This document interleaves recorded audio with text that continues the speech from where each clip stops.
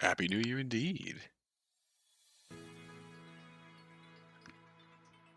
That's right, I saw that they released the demo for this game. I think a day or two ago? And so I really want to check it out, because it looks cute as heck. This is in fact Summer at the Edge of the Universe. It is in fact a game about a girl named Summer at the edge of the universe. It's simple enough, really. I love that the Steam page describes it as solar punk. I didn't know that was a genre, but I feel it. I adore it. It's down to earth, wholesome, in the way that Studio Élan can most certainly do. But in space. So, aka 100 times better than Starfield. This is the space. This is the space exploration game that I am here for.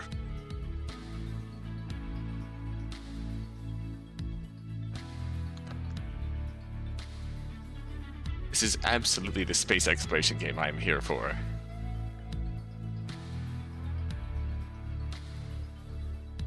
Open link in the browser window. No, not yet.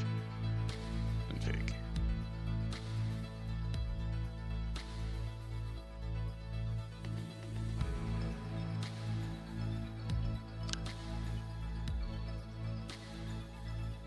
This is just. Yes, excellent. All right.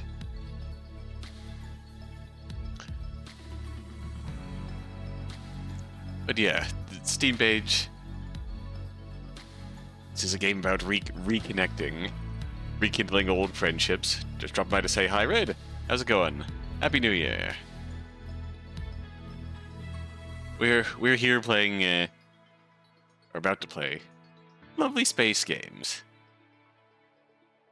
Let's go to the one place that hasn't been infected by Earthpunk, the sun. Let's go. Hey there, Willowmere, and whoever else is listening. This is Summer Nansen, coming at you live from the Willowmere Community Center. Hang tight. I want to not capture my cursor. You and I have got a little bit of sunshine left to enjoy. I've been running around setting up chairs and beds all day, so if you don't mind, I'm gonna sit down and get right into the music. PS3 is almost 20 years. Oh, God. Oh, no. Hate that feeling. Alright. I hit play and then slide into my seat like a melted ice cream cone as the sounds of piano and guitar fade in. Sunlight streams into the window and I bask like a cat in the beams. Twilight, my favorite time of day, comes to greet me personally. The first time since this morning I'm able to take a moment to relax and breathe. I haven't sat down for hours. I'm not used to having so much to do. Every day there have been more and more tourists arriving in town, and they've all got to get set up somewhere. They've all also got to get fed, get shown around, and tell me cool facts about wherever they're visiting from. It's mandatory. Sometimes I get lost in their stories. I'd probably get a lot more done in a day if I wasn't always poking and prodding for more details. Do the trees where you're from really reach all the way up to the sky? Do the rocks on your planet really squish underfoot when you walk on them? Is it true that the night sky's a different color every night? Oh, that'd be cool. That'd be wicked. That's the stuff I want to know and hear about. The kind of stuff I've never gotten to see for myself. For every person like me who's never done or seen anything that memorable, it seems like there are 2 or 3 who've gone rock climbing in an asteroid belt or helped map out a new planet. After learning about some of these people's lives, I just have to hope that they won't leave Florel disappointed next week. Since I've been one of the community center's volunteers for a while, I got put in charge of a whole welcome crew. Our main job has been setting up temporary housing for all the folks flying in, but I've ended up running a lot of other errands too. As exhausting as it's been, I don't know what I'll do when things go back to normal in a few days. I've gotten kinda used to falling asleep early and sleeping in late. I'm sure my legs will appreciate it at least. With one song nearing its end, I flip through a list on my phone to pick the next one. Before I can choose, there's a deep reverberation from nowhere that begins to rumble around the room. After the initial surprise wears off, I rest my head on my hands. Here we go again. I disconnect the microphone temporarily to avoid blaring any crazy feedback. The rumbling shifts and loud music fills the air, pouring in from beyond the window. Uh-oh. Oh! Plucked strings! A distant melody that doesn't exactly sound out of place in this universe. I press my headphones against my ears and turn up my music. It lasts only a few seconds before it fades away and the shaking disappears with it. With a sigh, I go live again. Sorry about that, if you heard it. Celestial noise. Same as every other day lately. I don't know about you guys, but I'm pretty over it. I hate that. Actually, if our day-to-day activity got randomly interrupted by lovely little string music, ditties every now and then, I wouldn't mind. At first, at least. At first, it was all cool and mysterious, but now it's just kinda annoying. Like, it's woken me up a few nights in a row. At least let me hear the whole song. Okay, girl's got a good point there. Anyway, here's something a lot nicer to listen to. A live clip from Willowmere High's orchestra and choir last week. You'll be able to hear them at the CosCon soon too. Less than a week to go. Stretching and yawning, I just stare out the window and enjoy the music. From up here, I get the best view of the city that anyone can have, all the way to the edge of Willowmere and then beyond it. Past the tiny dot that's my own house, through the fields and flowers, and all the way to the distant smudge of Petal Streak. Lately, storm clouds have made even the usual sights a lot more foggy, but the sun has managed to win for now. Even twilight fades away as the glow of the street lamps and buildings takes its place. There's a steady trickle of ships returning home for the evening, a few taking off for elsewhere. Before long, a kaleidoscope of colors blooms. The warm yellows of homes mixing in with all the crazy shades of the street light, from the street signs and shops. I can identify a lot of them by shape or shade. A crooked neon banner marks Willomere's premier watering hole. A row of soft blue orbs light the creek trail. All the evenings I've spent up here have instilled me with a complicated love for this town and planet. Affection mixed with some other kind of feeling. We can check fairly quickly. So Summer here is voiced by Angel Haven Rey. I can probably cross-reference that with Twofold pretty quickly. Do they have the VAs on the Steam page for Twofold?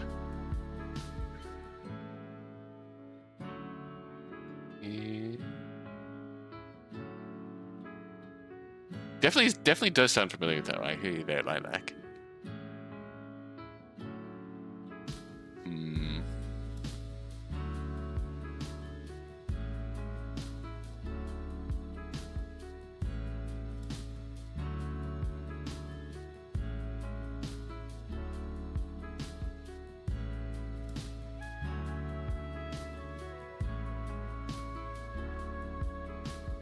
Is Please Be Happy voice acted?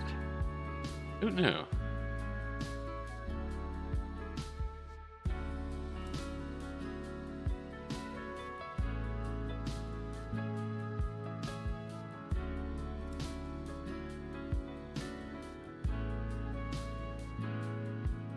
Alright, fair enough.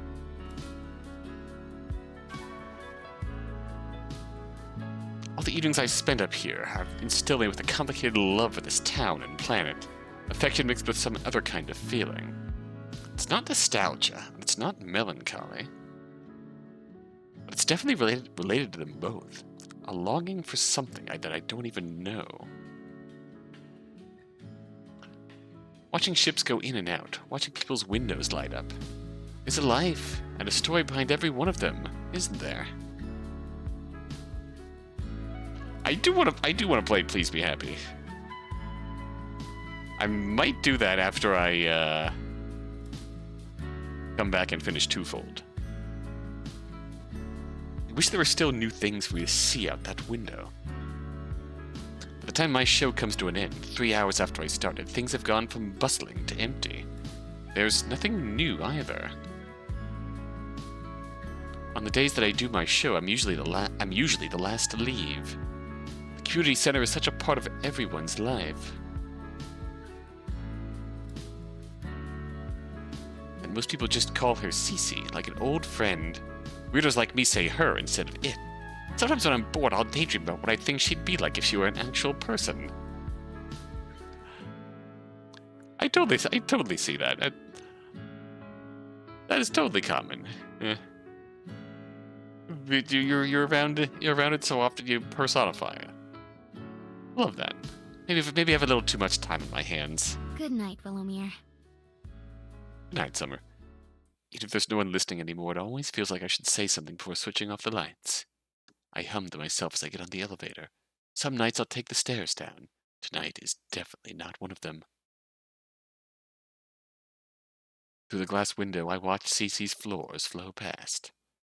Besides a huge digital archive of everything, everywhere, ever written, it's a pretty big collection of real, ingot paper books. It's one of the only ones in our local planetary system.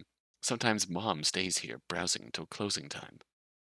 It's also a video game archive, practice rooms for musicians, free history lectures, and even the skeleton of this giant Earth-based lizard monster. Dinosaurs. Basically, it has whatever you could want. These floors look kind of lonely as I pass them by. Pretty much every light in the building is out. The elevator dings to a stop and I step out into a sitting area with plenty of plush chairs. During the day, every one of them is occupied. Maybe someone made a medical breakthrough here today, put the finishing touches on a new masterpiece of literature. Maybe there's a pair of young lovers who settled on what planet to visit for their honeymoon. I pass through the lobby silently and step out into the cool night air.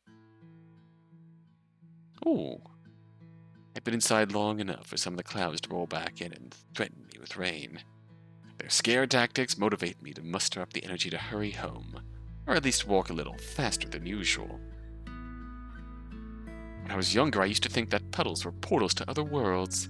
Silly kid stuff, I know, but I jumped headfirst into a lot of puddles, hoping to see something new on the other side. The kid things, but cute.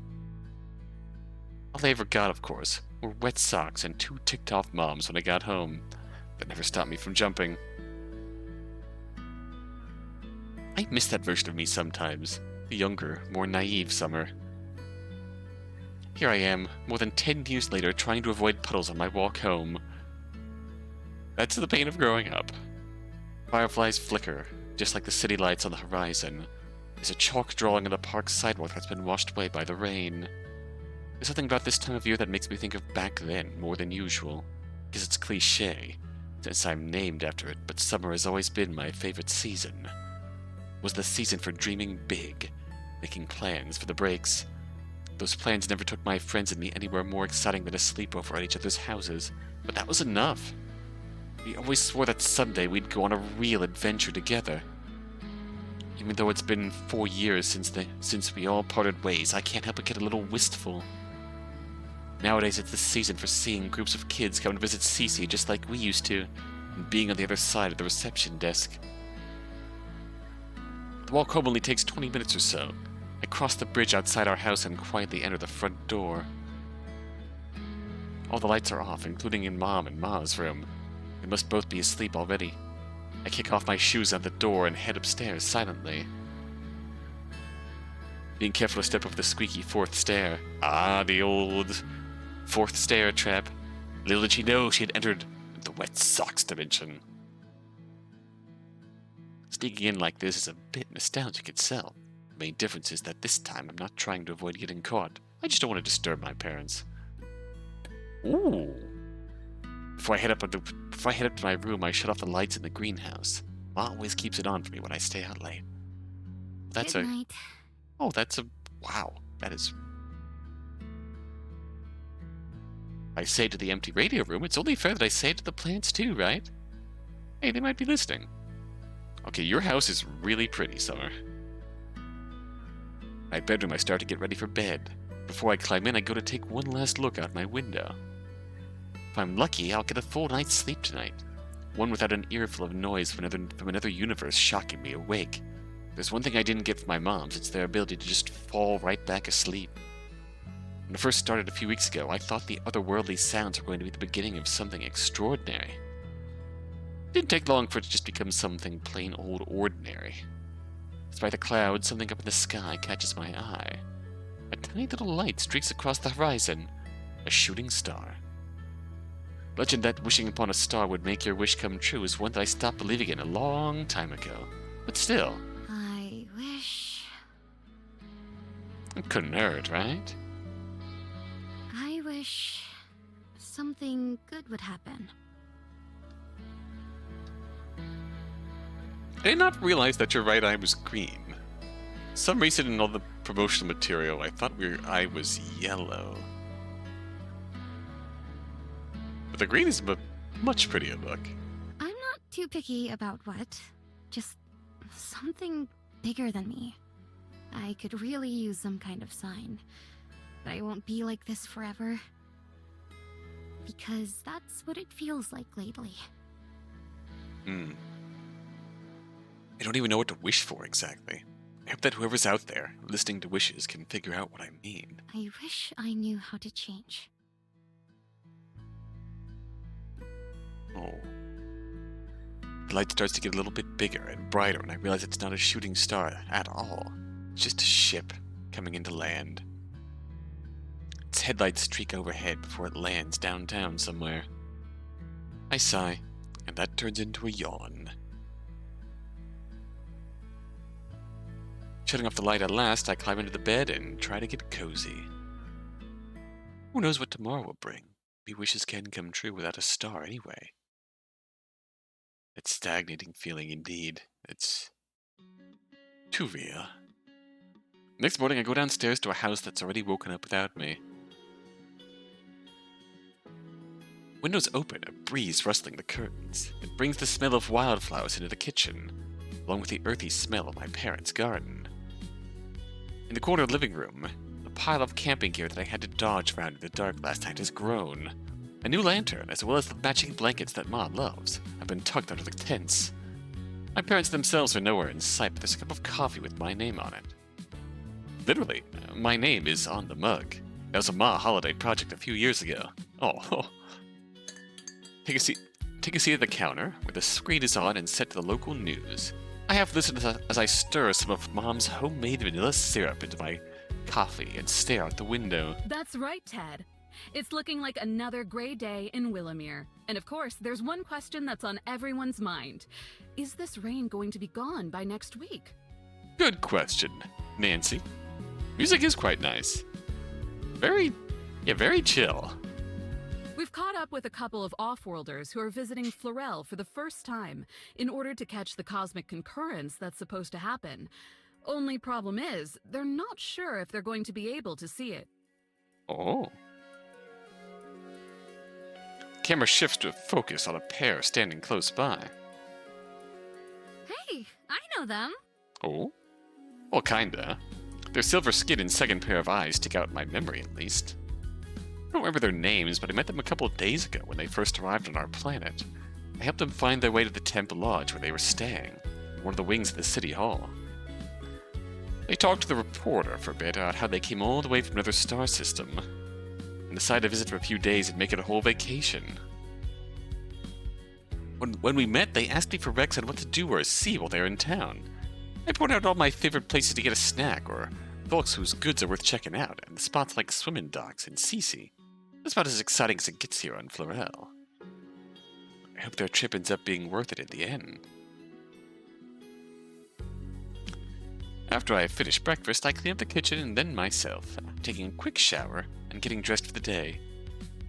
I'll be helping out at the school again this afternoon, but I make sure to keep my morning free.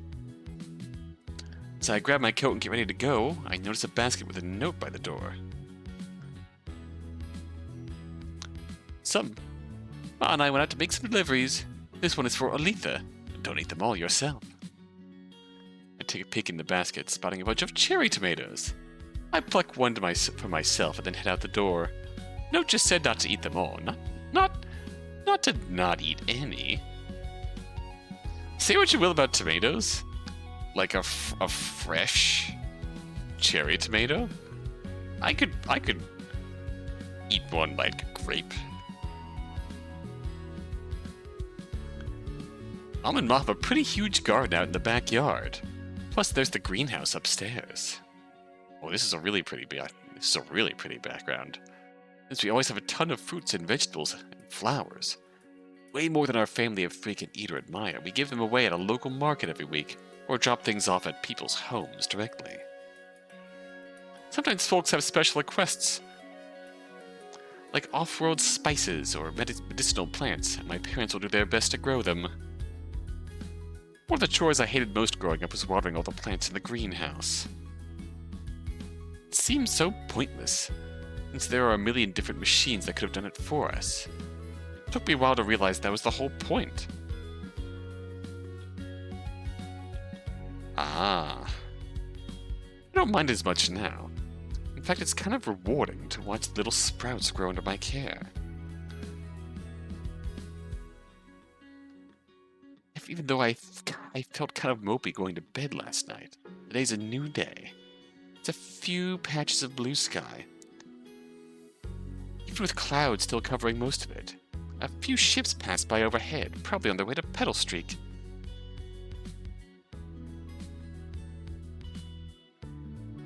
Got my pilot's license a few years ago, but I haven't flown since then. Anytime we go camping, my parents and I always take the train as close as we can. We don't have a personal ship. Hardly anyone in Willowmere does. Today, if I wanted to, I could take one of the local shuttle lines in town.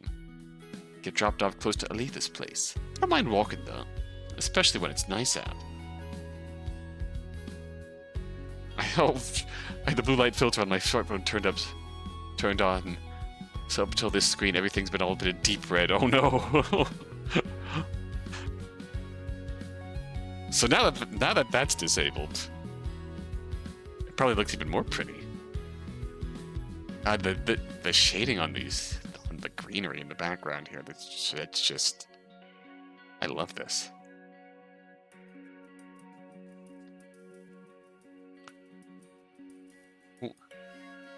It's not that I dislike Florel or anything. I like it a lot, actually.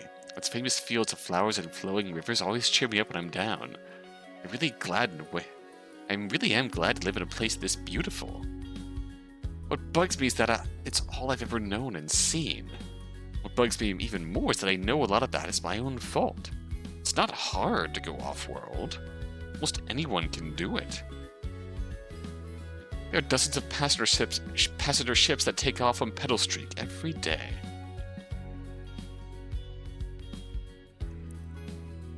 Cece watches over me from not too far away. You can see her from just about anywhere in Willowmere. In fact, I don't know of anywhere in town that you can't see her.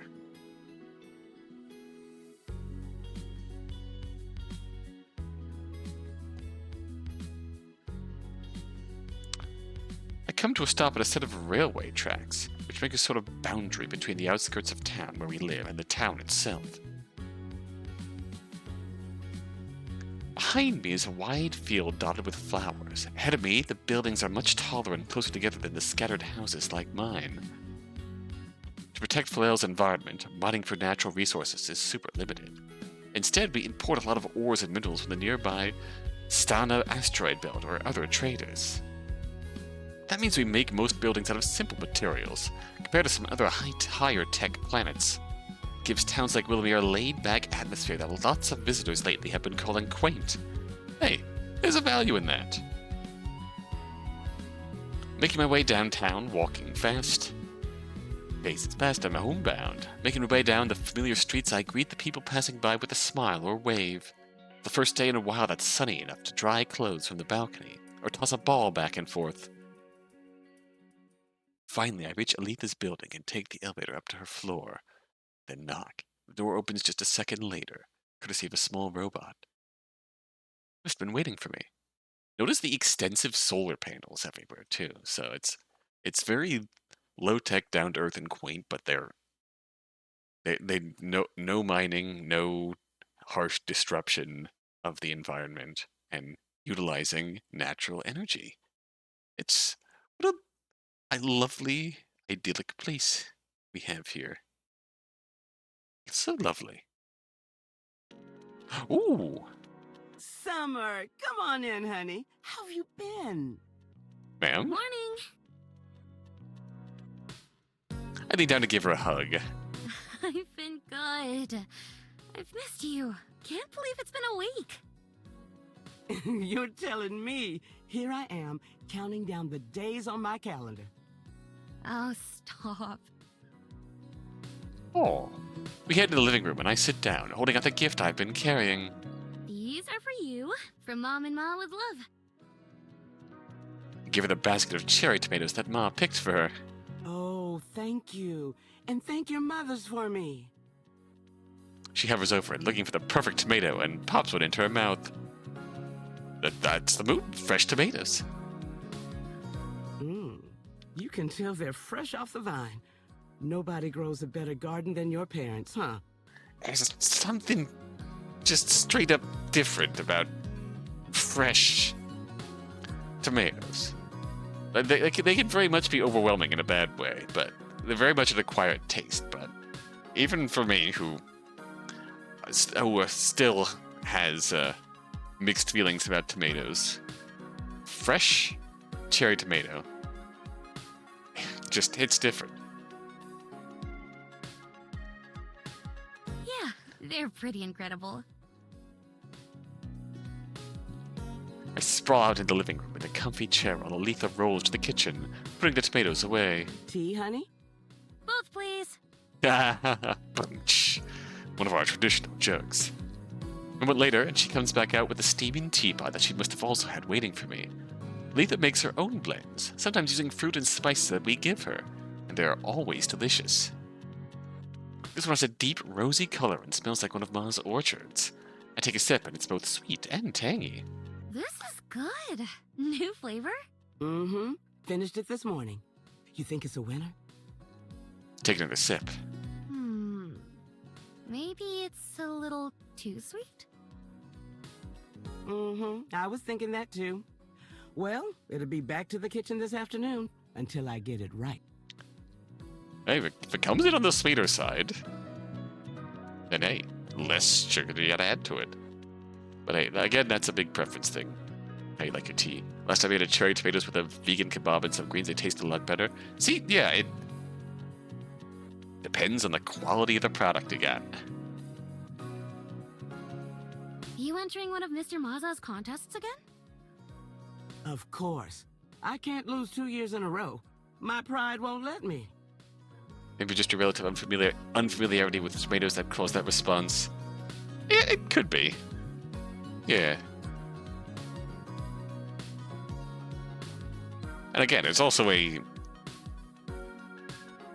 quality aspect to it, too. Like, went through a phase of my life where I was around a lot of bad vegetables. Like, we purposely got a lot of bad discarded bad vegetables to, feed the animals. And so, I'm very sensitive to bad vegetables. Like, the moment they even start to go bad, it completely puts me off. But even still, then, when you get stuff absolutely fresh, you are golden.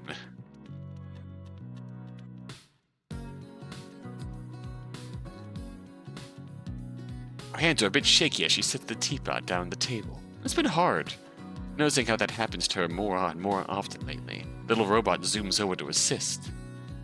I've been coming by since I was a teenager. At first, getting to know Altha was just a homework assignment. We ended up getting along so well that I just never stopped visiting. Sometimes she feels like my third mother, or maybe my fourth grandmother. Oh. So, you still busy getting ready for the who saw what's it? Yeah, that one. For the... Oh, the CosCon? Right, that's the one. The name slipped my mind for a bit. Wish that could be me. Yeah, it's been the center of my life for like a month now. And basically everyone else's. Even my mom's. Like, you wouldn't even think we're going on our camping trip next month. Most years, it's all they'll be thinking about for months ahead. But they still haven't even figured out what to pack. A lot of people are coming from off-world to see it. Me and the rest of Cece's helpers have been setting them up with places to stay while they're here. And my parents are helping with all the cooking. Oh, You that's don't sweet. sound all that excited about it yourself. It's more of a stress I'm thing. just not getting my hopes up, that's all. It's still Florel, after all. I know better. Spoken like a true jaded old grump. Hey now! Nobody knows what to expect. Even the scientists who calculated that it's gonna happen. All they know is that in 4 days, our universe is going to slide past another one. Oh.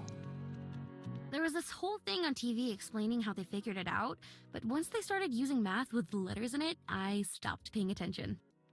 When the sky started making all that noise, I let myself get excited. But if the cosmic concurrence itself is going to be that disappointing too, then I'll just be glad when it's over. Oh, is this a similar relationship happen in a Eddie he may be in? Oh, that's cute.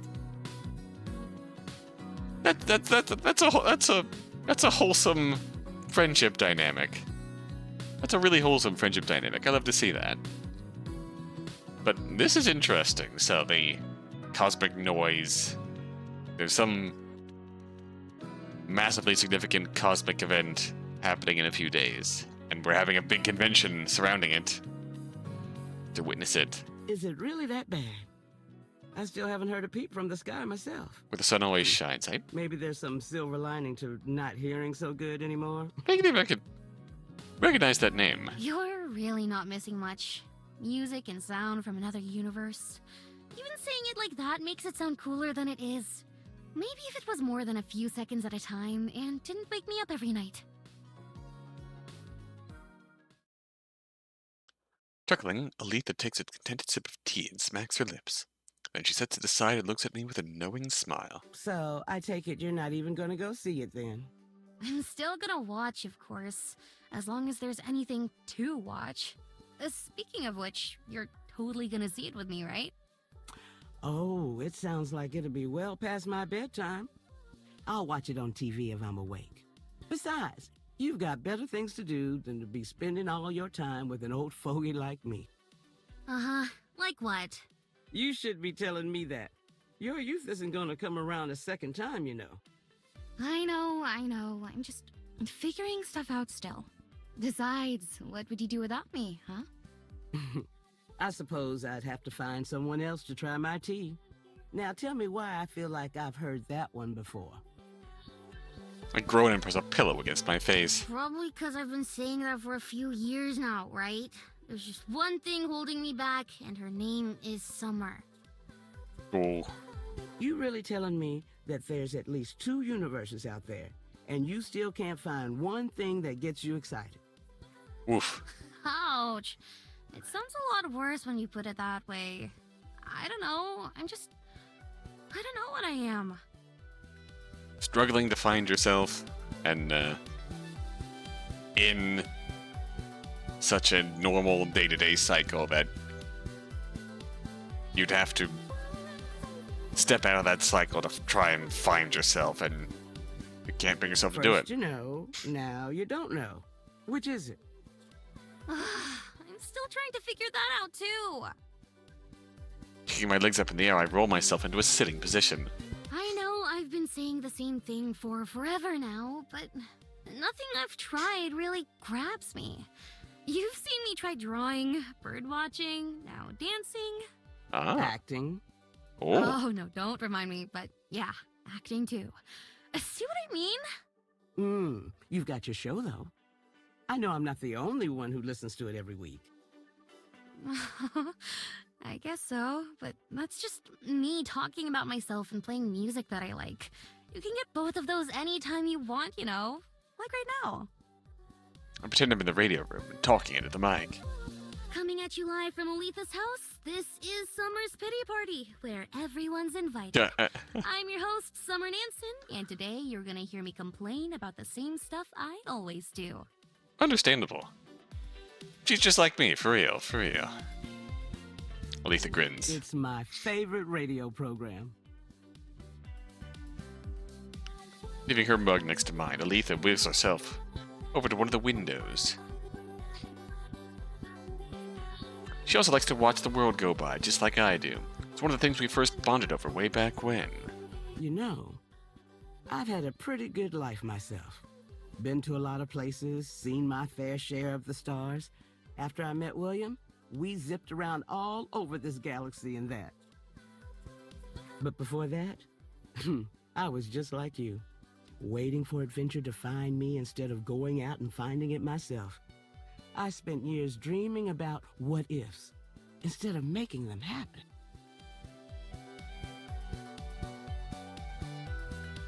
Once I got myself out there and saw more of what I was missing, I felt pretty silly for not doing it sooner. I don't think there's anyone who gets to be my age today and looks back wishing they'd done less. It's got a good point there. It took me a long time to rely on any type of purpose or long-term goal, and don't have much in the way of creative hobbies yet. That is... I feel that. And it gets so hard to maintain them. Yeah, it's... Sometimes it can just be unfathomably hard to... Even if you find something creative and fun you can do with your time, it gets so unfathomably hard to keep the time for that.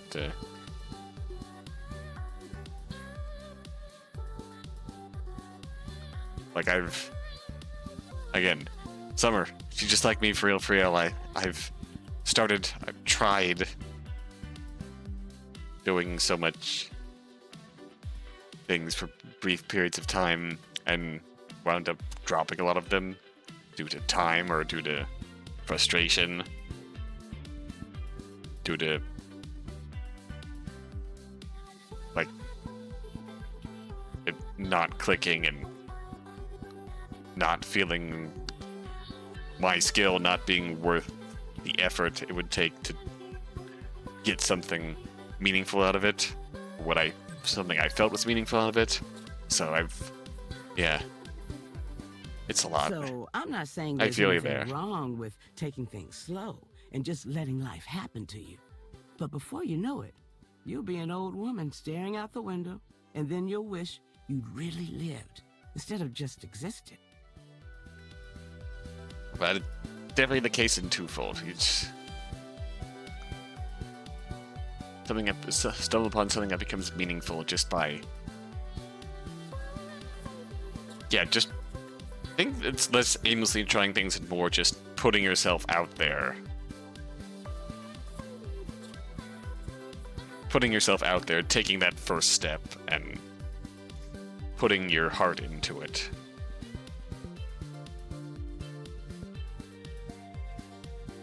Like, as much as Olive was telling themselves through Act 1 of Twofold that they're just here to pass the semester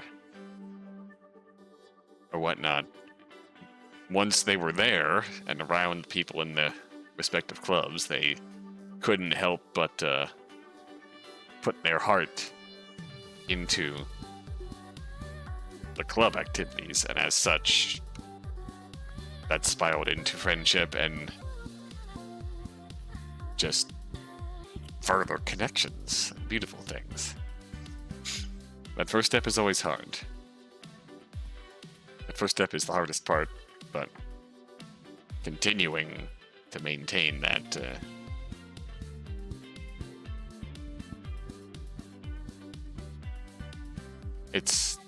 I'm babbling now. Get up from my spot and go give Altha another big hug. I have to be careful not to squeeze too tight, feeling her bony frame in my arms. Sometimes it's easy to forget that she's as old as she is, with the way she always keeps busy. Even in the few years that I've known her, I've watched her slow down. The reason I convinced her to get a robot to help her out was because there are more and more things she's not able to do by herself.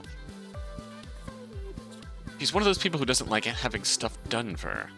Still, I'm glad there's someone to help her out when I'm not around, since she doesn't have any family left. You pass me on the shoulders, I sit back down. Don't waste your youth, honey. That's all I'm trying to say. I don't want to. I just need to figure out what it is that makes me happy. At least I know plenty of things that it's not. You're still dancing, though?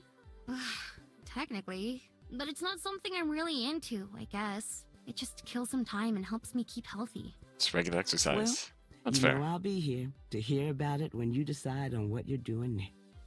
I know, you always are.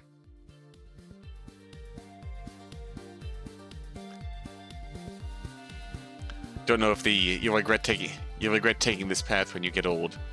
I think Altha's advice in this case is you'll get taking this path when you get old. I don't think it's really that. I think it's more just coming from the place of I think the line of hers that really stands out more is no one my age has ever wished they had done less.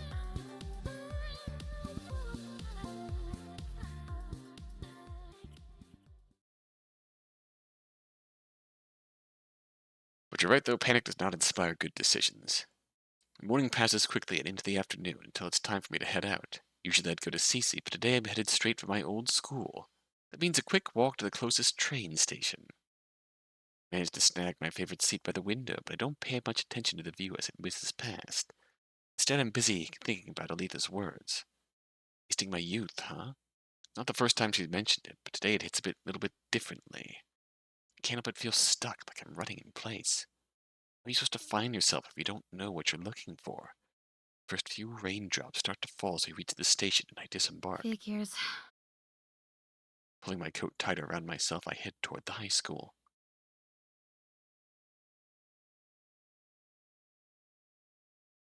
Squelching through the mud, hurry as fast as I can. The station gets me pretty close, but I still have to cross the field and most of the campus to get to the school's entrance. Should have brought an umbrella. I think I forget mine more than I remember it. A few other folks are milling about, and a stranger holds the main door for me as I go inside. There's a hot coffee station set up near the front, which is my first stop. Close by there are also some rags and rugs to clean up, and a rack for me to leave my coat. Then I head for the office, which is where we've set up our base of command. When I started coming here a couple weeks ago for prep work, it was the first time I'd been back in this school since my friends and I graduated nearly 5 years ago. Walking through those doors as an adult was a surreal feeling. Not that long ago, I was here every day. Now I'm an outsider, someone who doesn't belong anymore. I don't mind that too much. Who wants to go back to high school anyway? But it does make me miss some of the people. The 3 of them in particular. Though it's not like I ever stopped missing them. We all walked out of school for the last time. I thought that was just the beginning of our time together, but we drifted apart.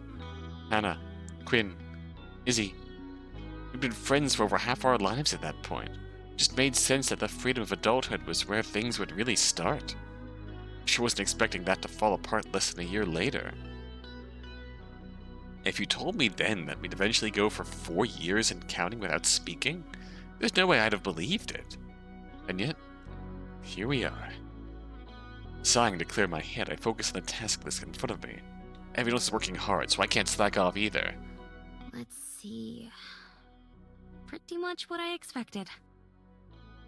The list of tasks isn't long, but each of them is going to take me a while. I have to set up the seating for one of the viewing rooms, figure out the display situation, then put together the menu and ingredient list for my moms. Both of them were super excited to be helping out. Unlike me, they loved the idea of coming back here. They say it brings back nice memories for them, too. Although they're way different from my own. Mom's from Florel, but not Willowmere, and Mom's from a different planet, so neither of them has spent as much time here as I did. All they have are the memories of my school events and parent-teacher conferences. In other words, the parts I barely remember myself. I get it, though. I'm sure I'll be the same way if I ever have kids of my own someday. Alright, first up, chair time. Chair time. Alright. The main auditorium's already been set up, but we're expecting to have more people than can fit in there. So we put together a few overflow rooms, too. All the desks and usual school stuff have been cleared out, so we need to set up the temporary chairs for people to use. Find a cart full of them and take it back to the first room that I'm assigned to. The ceiling's already been decorated with tie-dyed cotton, and there's a hand-painted welcome sign taped up to one wall. Speckled-in toddler fingerprint. Little by little, things are coming together. Can't deny how satisfying it is to see. Going from room to room, I unload, and unfold so many chairs that it becomes almost like its own dance routine.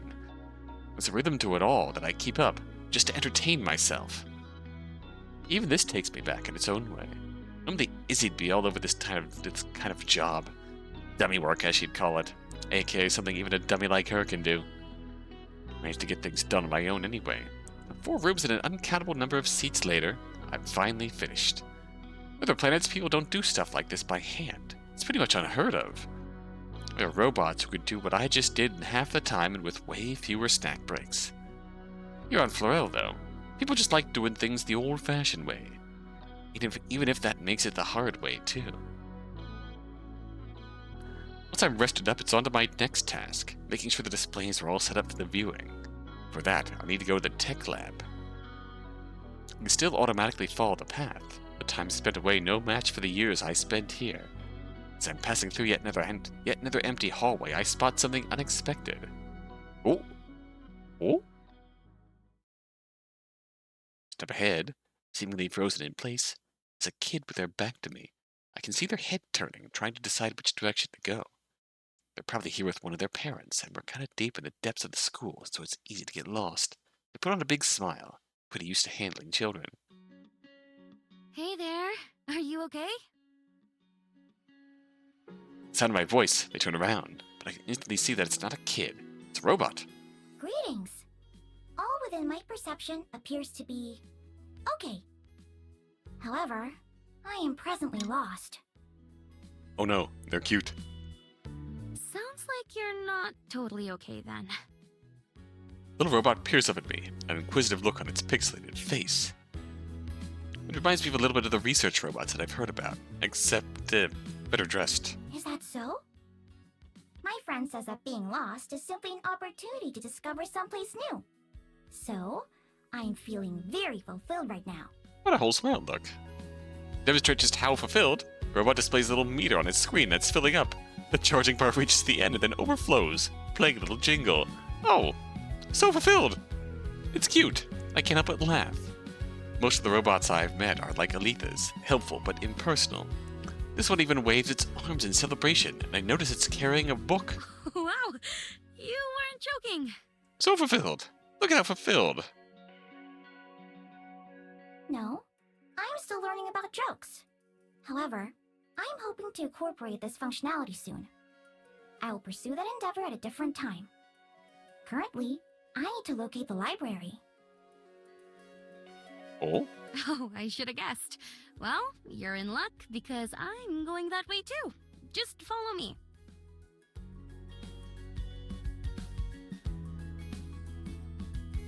Thank you. Your assistance is most appreciated.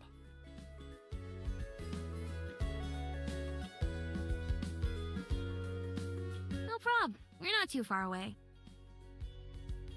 Woo! Instead of walking, the robot lifts up off the ground and hovers alongside me. So, what's that book Let's you're go, reading? little robot. I am not the one who read it. I'm returning this on behalf of my friend. I volunteered to make the journey in order to experience a new environment.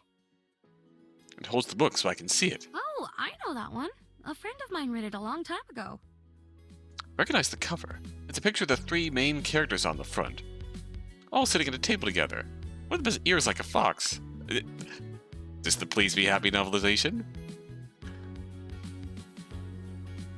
Quinn checked that book out back in our last year of school. I remember seeing them carry it around. Never heard whether they liked it or not. For all I know, they never even finished reading. The robot, I noticed, is very careful with the book, even when it's waving it around. Maybe it's used to transporting delicate specimens. After a couple more twists and turns, we arrive at the library, which is right next to the tech lab I was headed for. Ta-da! You can just drop it in the box, right here. Need any help? No, I would prefer to accomplish this task on my own.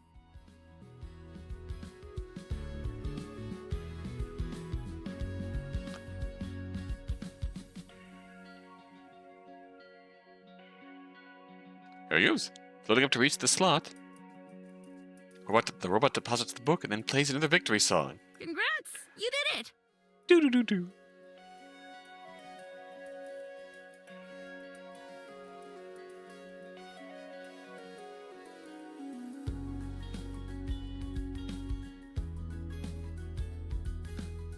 see. Do we get...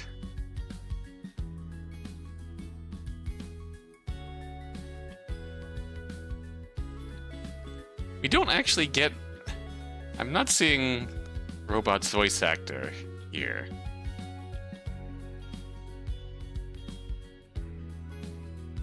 In the credits here. Unfortunate.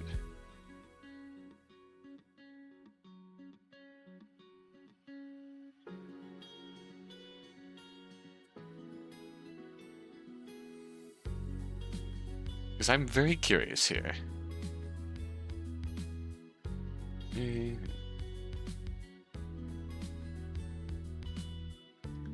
It's pretty. Yeah, it's pretty. Be merry. Yes. Yes, I did. Thank you for assisting in finding this place. You were integral to the completion of my mission. Oh, lovely.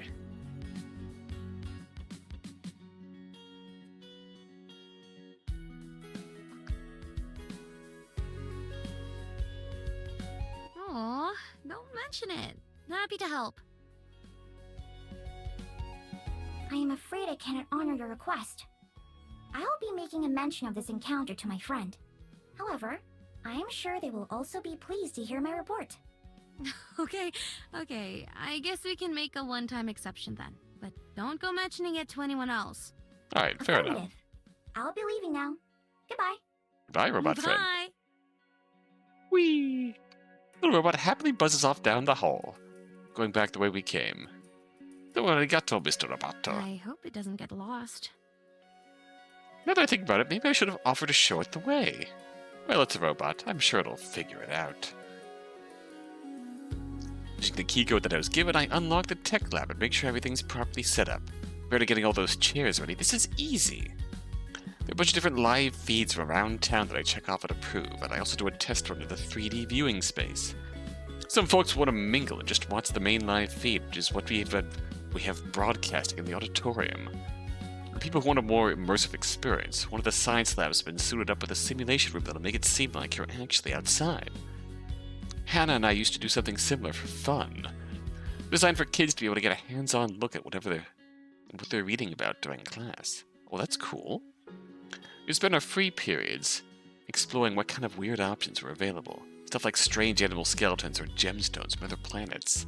This is really soothing. His vibes are impeccable. Absolutely impeccable. As expected, but...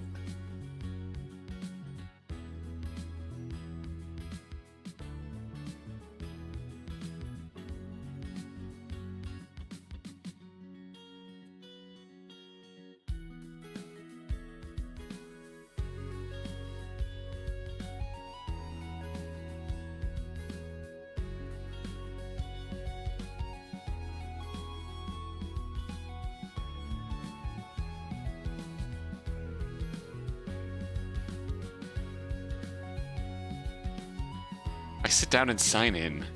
Doesn't seem like the software has changed at all since I last used it. I wouldn't be the one running things on the actual night of the concurrence. I just need to prep things, whoever will be. Checking over it all is simple. It takes a while, especially when I keep getting distracted by the other feeds from around the planet. For a people watcher like me, sitting here is almost too much power.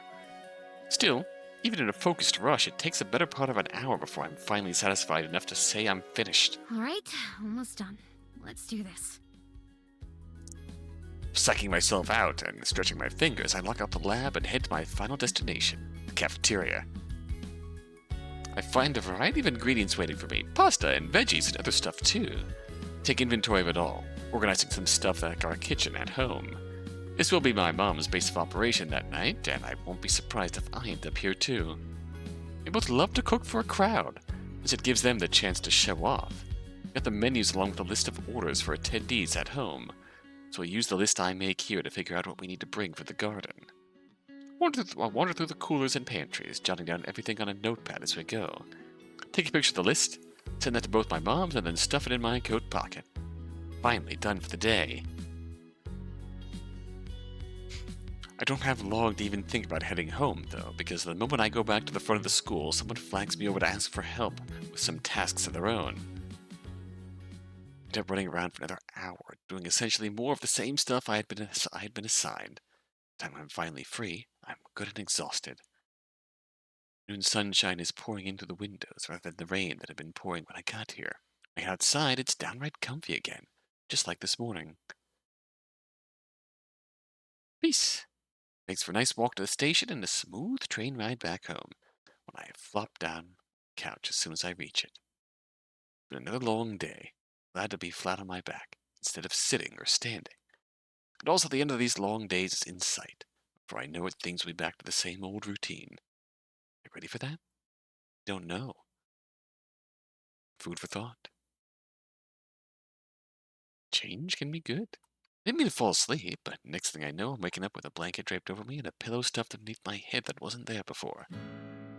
Lights have been turned off. I've got a lamp in the living room with me, but the night is just beginning. Although the stars are out, it's closer to dinner time than bedtime. Yawning, I toss off the blanket and roll to my feet, heading into the kitchen to make myself some tea. Mulling over my choices, I pick a fruity blend Altha gave me a few visits ago. Oh, Mom! Oh. While it's steeping, one of the doors to the outside opens and Ma strolls in. Oh, Mom! Hello, ma'am.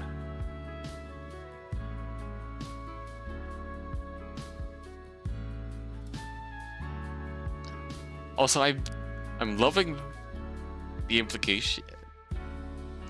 So Ma has green eyes. Does Mom have blue eyes? Oh, hey, you're up. Oh, hey. Yep. Good morning. Peeking out the window, she makes a face. You might be off by a few hours on that one.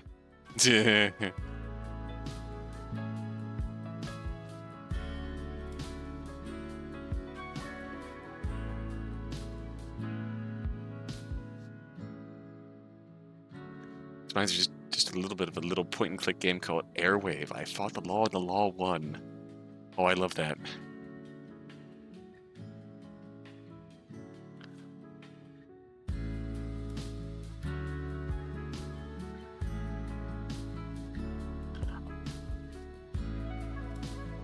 Just Summer and her moms also makes me think of ooh. Oh, that's cool. Summer and her moms also makes me think of Our Life Together and All. Our Life no, Together.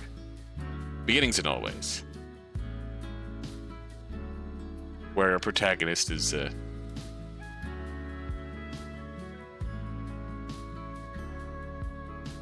just cute. I love the family dynamics of the mom family dynamics.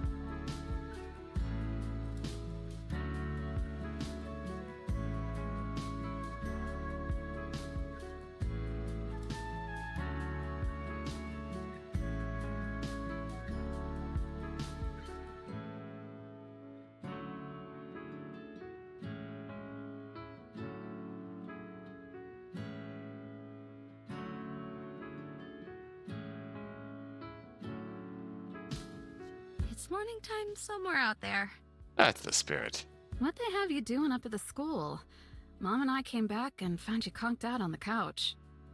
Oh, you know, they needed someone big and strong like me to set up a bunch of chairs and computers.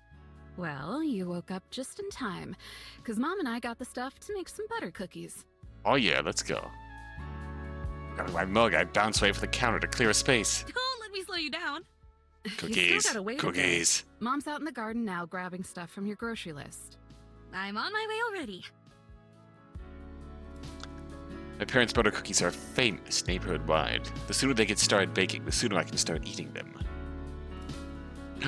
Oh no, Mom is pretty. Oh, I love them.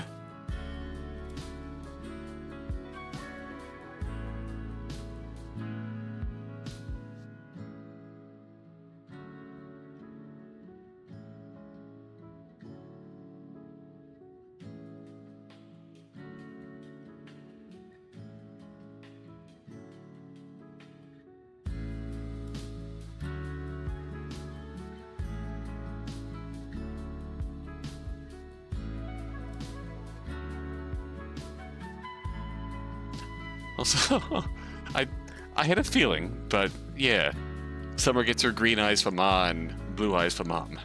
That's adorable. She smiles gratefully, turning to avoid hitting you with a box full of produce that she's carrying. Is that everything? I think so. We'll pull the peppers and onions next week so they're fresh. What else was on your list? Let me see. I reach for the note that I shoved into the pocket of my coat.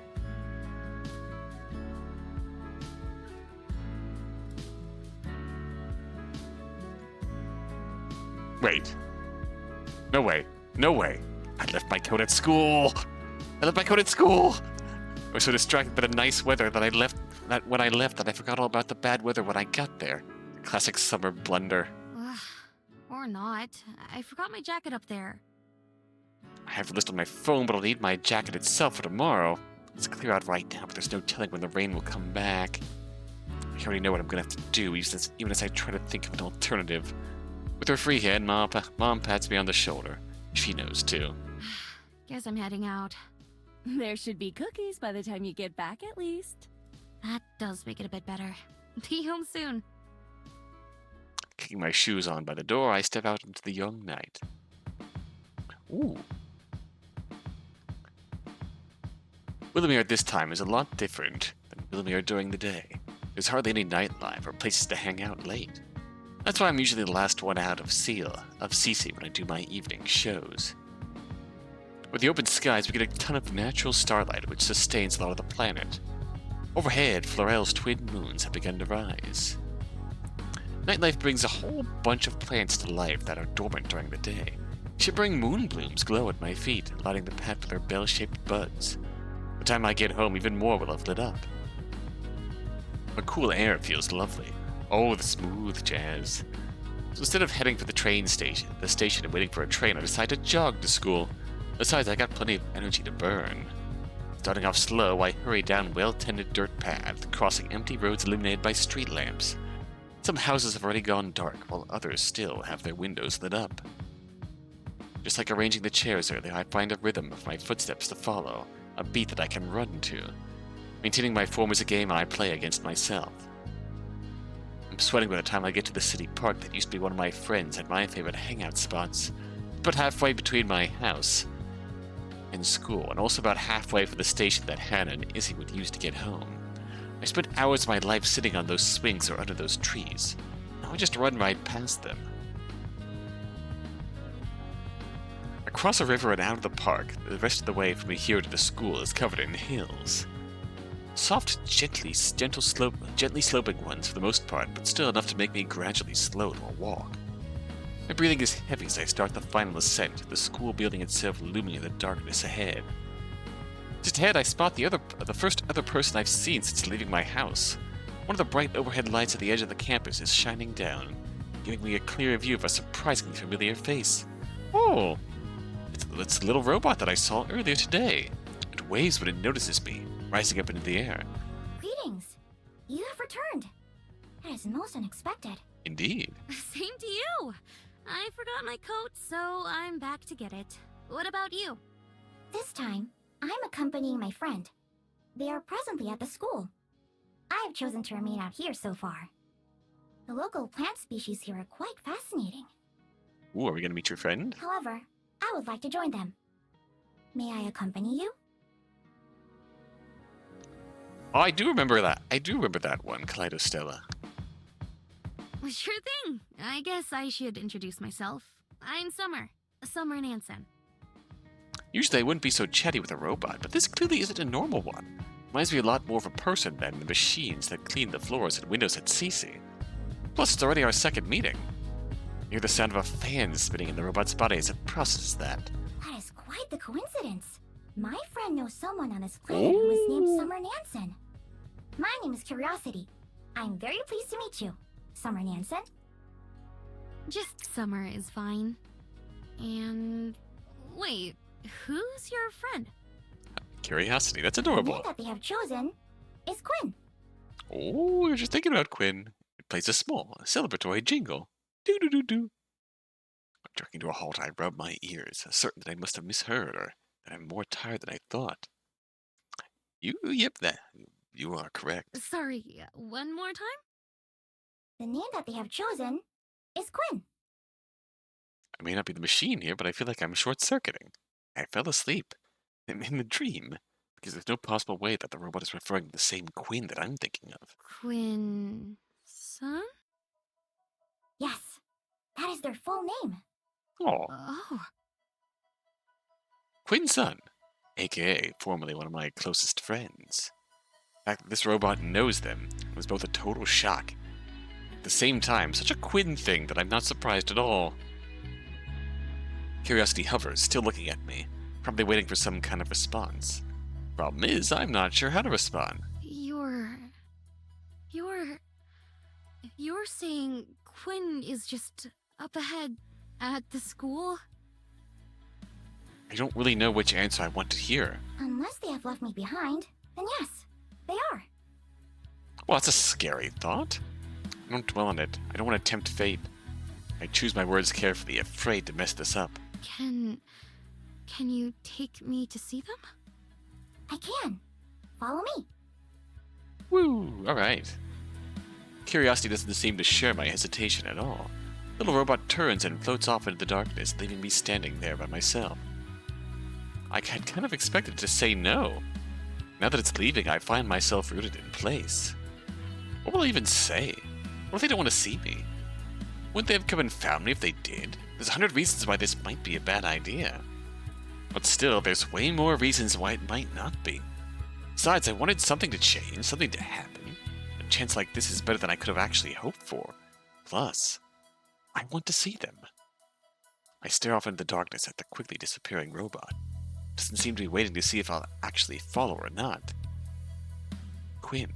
Can't think of them without also thinking about Izzy and Hannah. We were inseparable in high school. It felt like we could do anything together. Then after school finished, we just drifted apart. Hannah went off to school on another planet, like she'd been dreaming of for years. Izzy stuck around for a while, but I don't know what's happened to her in the last couple of years. As for Quinn, well, they chose to leave the planet. Last time I saw them, they were sleeping on the floor of my house. At least they had been. I woke up to them standing in the doorway. I asked when they were coming back, and they said they weren't. Sure enough, I never heard from them again. As far as I know, none of us did. Out of the three of them, Quinn is the last one I would have expected to run into like this. It was pretty safe to say that I have no idea how to feel right now. As I stand there, Letha's words from earlier echo in my head. Nobody looks back and wishes they'd done less. Alright, well, can't say I didn't try. Alright, girl, let's do it. I hurry to catch Curiosity before it gets out of sight. A fitting name. Robot chatters on, not even noticing that I was gone. I doubt it has the functionality to detect an awkward silence. That probably comes in handy around Quinn. With Quinn's help, I have been coming to learn about the tendencies and habits of humans. For instance, did you know that human beings can express at least 3 different emotions? 3 of them? That's a lot of emotions. Tell me more. I laughed loudly despite my nerves before quickly catching myself.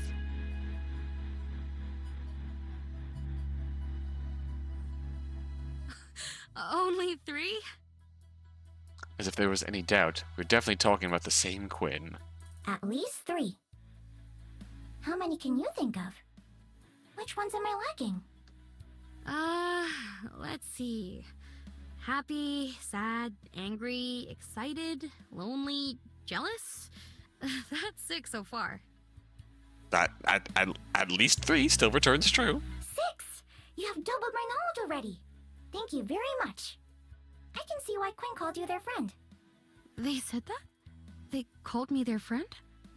Yes. They have referred to you as their dear friend previously. Aww. Time apart, but they haven't forgotten. We were here for so long, worried that all of our friends just forgotten about us, and Quinn, they've still considered us their friend. And we'll stumble in surprise again. And this time, instead of being hit by a brick, it's like a weight is lifted off my chest. They still think of me that way? Biting my lip to keep from smiling too much, I start walking again. Faster this time. Curiosity easily matches my speed and even outpaces me. New. Curiosity's got the zoomies. Overhead, the starry sky twinkles as if it's aware of how momentous a night this is. One that's vast and full of promise.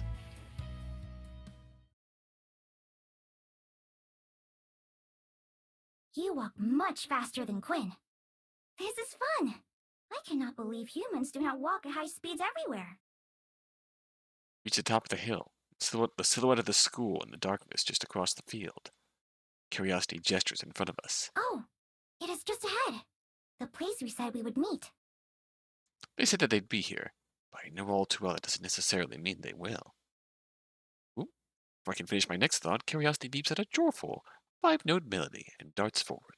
Little thrusters emerge from its feet, giving it an extra boost of speed. Man, I wish I could do that. I jog ahead too, triggering one of the motion-activated lights. It shines brightly, illuminating the person I was waiting to see. Standing alone in the middle of the sidewalk, hand outstretched to the rushing robot. Oh, Quinn. They have the smallest of smiles on their faces as they greet the playful machine. At first, the sight of them jolts me to a stop. This is real. This is actually happening. Somehow I manage to find my own thrusters and put on a burst of speed. As I careen toward them, I call out, Quinn! They glance up at me as I stumble. Barely keeping balance by flailing my arms, I skid to a halt right in front of them, hands at my knees. You're really here. That wasn't what I wanted to say, but any thought of a coherent sentence went out the door the moment I actually opened my mouth. In a way, it's almost like Quinn never left. All the familiar feelings of warmth, friendship, and familiarity fill my chest.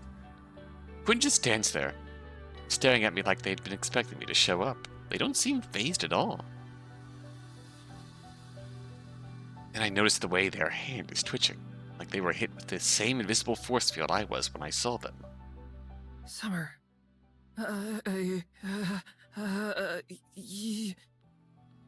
Oh, they're phased. Hi, Summer. You're here too? Indeed. Their hair, as shaggy as always, is cut way shorter now. Looks like they never hit their growth spurt either, despite telling all of us so many times that they'd hit it someday. The sweater they're wearing is new, at least to me. The same classic Quinn style. Oversized, to the point where it makes them look shapeless. The way they're standing, that awkward stance that somehow shows how they don't know if they should stay or leave. Yeah, I ran into Curiosity, and it told me about you. What have you... Where have you... Just a few seconds of staring at each other, my heart feels a million things. Probably wants to ask why they never called, or wrote, or anything. It's been 5 years of silence. The bigger part of me doesn't care. All those feelings that should mix together into something confusing actually result in something simple. Finally straightening to face them at eye level, I just smile. The same way I would when they'd walk through the classroom door. We'd meet up on weekends. You're back. I missed you. Finally, they smile too. Yeah. I missed you too. Aww. I glance around us. I worry if I turn around, they disappear. Are you staying? Quinn avoids my eyes for a moment before shrugging. We were just leaving. I just wanted to come by and see the school, but it's busy during the day. Oh, yeah. We're using the school as a place for people to watch the cosmic concurrence next week. That's this big thing that's happening. Quinn nods. Yeah, that's why I'm on Florel. We will Oh? be going to another planet after its conclusion. Curiosity winged. I look at the robot by Quinn's side. Its eyes show pure delight. I can tell from both their body language that the two of them are important to each other. Leave it to Quinn to have picked up an android for a best friend after they left us. Oh, I see. Oh. Two of us look at each other. To imagine the same things on both of our minds. Say the word, Summer. Just say it. I'd really love it if we could catch up before you go. There you go.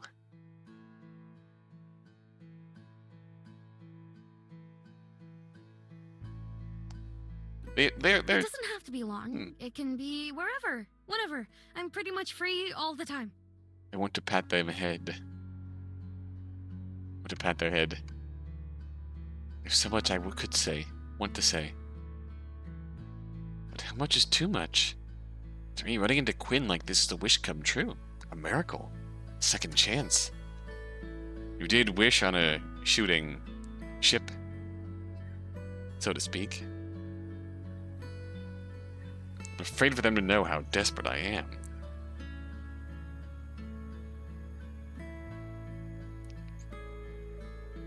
They swallow and turn away, and my heart skips a beat. Curiosity peers up at Quinn. Sorry. Their soft voice barely carries over their own shoulder. Curiosity peers up at Quinn, robot's expression changing to match its name. To be honest, this is difficult for me. I bite my lip, clench my fist, hold my breath. Anything to stop the shaking. I thought about coming to see you, but... The clear thing is that, from how the way Summer described it, clear thing is that they had a very strong reason for wanting to leave and not come back. People don't just cut ties with their home without a strong reason. Silence. But what? Try to read the silence that follows their words. But they decide they didn't want to? Is it something more like me? Maybe they just didn't know how to. Think about what it is that I want. What I really want to happen right now. I want things to be again. What? I briskly walk over, getting more into Quinn's personal space than most people are allowed to. Reaching toward them, I see their eyes already getting wider. Taking the strings of their hoodie in one hand, I give them a good yank, just like I used to whenever Quinn was being emo. They flinch, either out of a habit or genuine surprise. Well, I came and saw you first instead. Oh. It seems to throw them back on track. Blushing, but they still manage to laugh. Yeah. I'm glad you did. I'm so relieved that I guessed right. I'm busy tonight, but I'm not tomorrow. All right. Tomorrow, then. Okay. See you then. Oh. Promise? I offer up my pinky finger. They consider for a moment before wrapping their own finger around mine. Promise. Yeah. Whoa, I've witnessed a new ritual. Today has been one of the most exciting days of my life. I love you, Curiosity. Well, that's what happens when summer's around. Oh. Looking down at Curiosity with a smile. They're close enough for me to pull them into a surprise hug, as that one sentence makes me feel better than anything in the past year. While I can feel them stiffen at first, it only takes a second before Quinn relaxes and hugs me back. Oh. For just a moment, I feel like nothing has changed, like we're 16 again and saying goodbye after school. See you soon. My voice is barely a whisper. Yeah. Take care. Oh. I slowly untangle myself from Quinn and step away. I'm sure that in the bright lights from the school, the tears in my eyes are obvious. That's okay, though. I want them to see how much this means to me. Curiosity takes Quinn's hand and then waves to me with the other one. Goodbye. It was nice to encounter you a second time. I'm looking forward to our third. Me too, little buddy. Me too. Me too. And the next one, and the one after that. That would be the fifth one. Indeed. Yeah, that one too. You're so smart, Curiosity. I love you. With a gentle tug, Quinn leads Curiosity back toward the edge of the campus and wherever it is they're staying. I stay at the top of the hill, waving until they're out of sight. For all I know, this could turn out to be the last time I ever see Quinn, with the moment to last as long as possible. Ooh. Oh, it's on a... Very curious. A little single CD late in 2022, and I'm sure it had this track. Sarah Mancuso. Does she have a band camp? Something?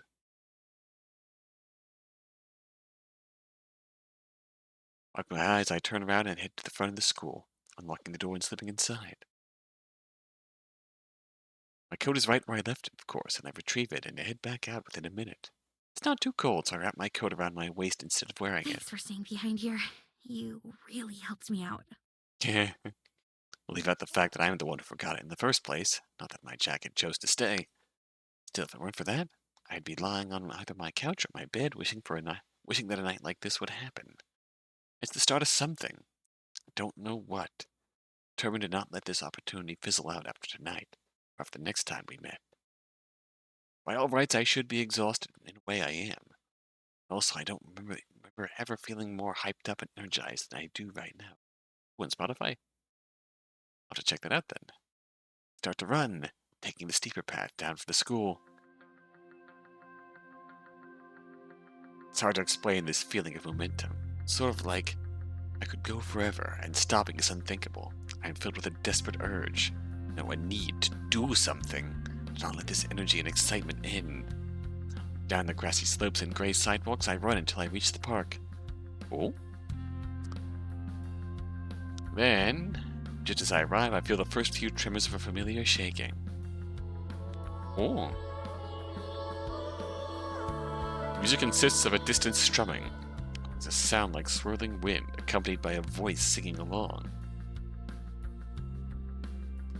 I come to a stop, looking up at the stars, where the sound is coming from. Even though there's nothing to see, the celestial noise captivates me like it hasn't since the first time I heard it.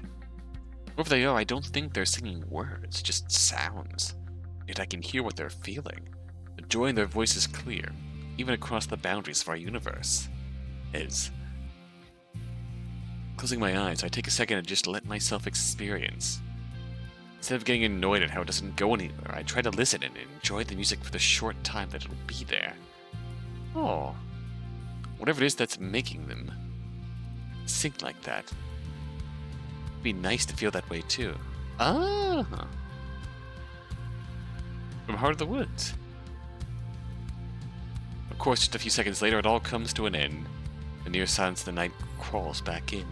As stillness comes over me, I let it shape that excitement I was feeling into action. Slowly, I pull up my phone, taking a seat in one of the swings.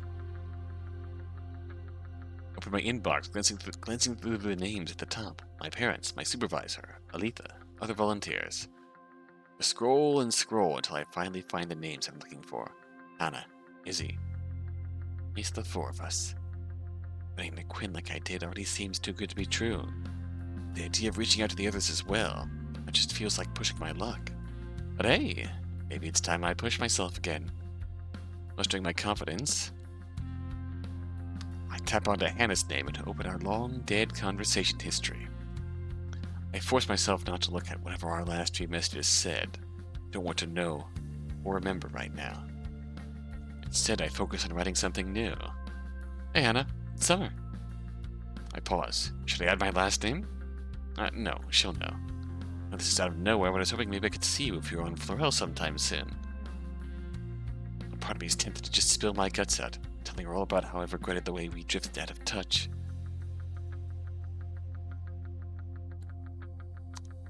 I know exactly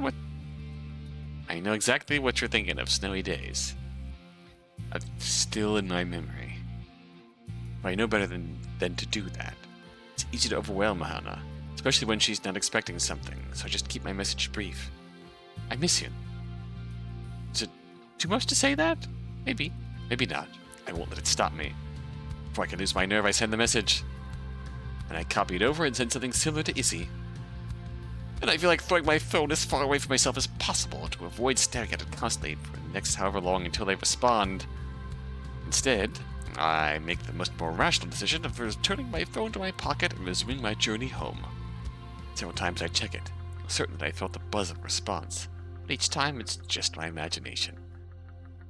Of late, I'm sure it'll be a shock to both of them whenever they do see it. As much as I can, I try to be patient. Okay, Summer. You can do this. I've been 4 years without speaking to them. I'm sure I can handle another few hours of it.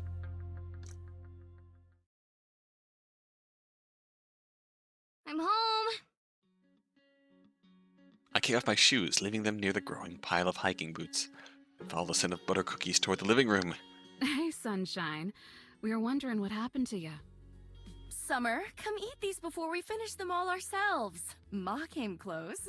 You've got Mom to thank. I was ready to make you wait for the next batch. Yeah, I've had all kinds of good luck tonight. honestly. Leaning in, I steal a cookie from Ma's plate. For the first time, I realize my cheeks are sore from smiling. I have good news. Oh. Take a big bite while I grin at them, letting crumbs fall from my face. Oh, do share. Don't keep us in suspense over here. Yeah, come on, give it to us. Not sure I want to tell someone who is ready to let me go without cookies like that. Oh, butter cookie-less? For shame. Ugh, Summer. Unforgivable. Mom leans forward, right under Ma's lap, right over Ma's lap, and lowers her voice. I'll keep it a secret. Tempting offer. Look over at Mom, who's maintaining a steady expression, looking at her fingernails, pretending not to care. Just then, the timer starts to ring in the kitchen. Mom looks from there, where the next batch is ready to be taken out, and back to Mom and me. See the pain look in her eyes. It really is. Stripes. Oh. I'll let you release the ladybugs tomorrow morning. Deal. I was gonna tell both of you anyway. Oh. What a dirty trick! Who raised you? Here's looking at you, Mom. Mom throws her hands up and leans back into her chair, smiling even her mocking indignance.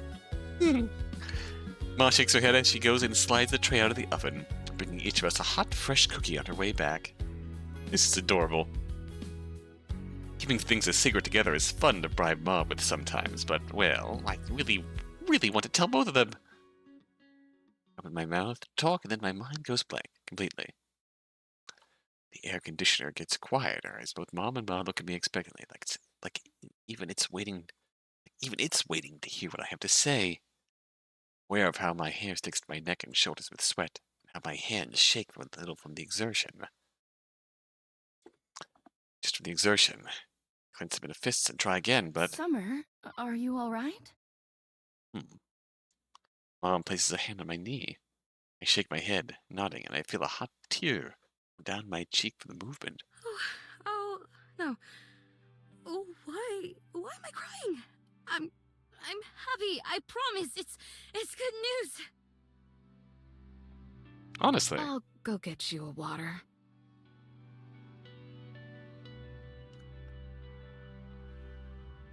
Mom stays behind, rubs my back. Then only a moment I feel the water bottle pressed into my hands, look over the top and sip, focusing on the taste of mint and cucumber. Ooh. Deep breath. Better? Yeah. Better. One more sip, just for good measure. Hold it tightly on my lap and look down toward it, trying to find the words again. I saw Quinn.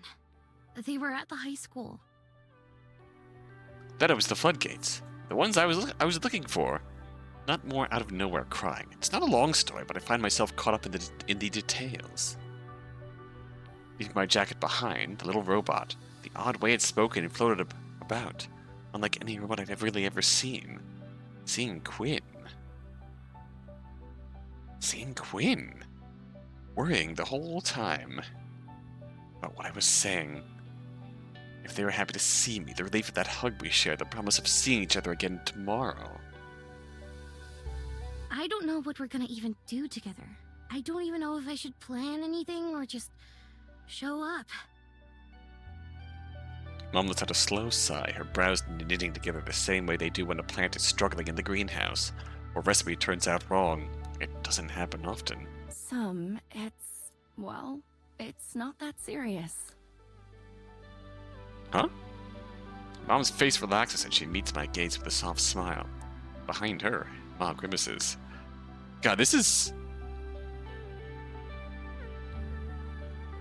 Maybe this is hitting home for me more than I expected, because I went through this exact dilemma recently.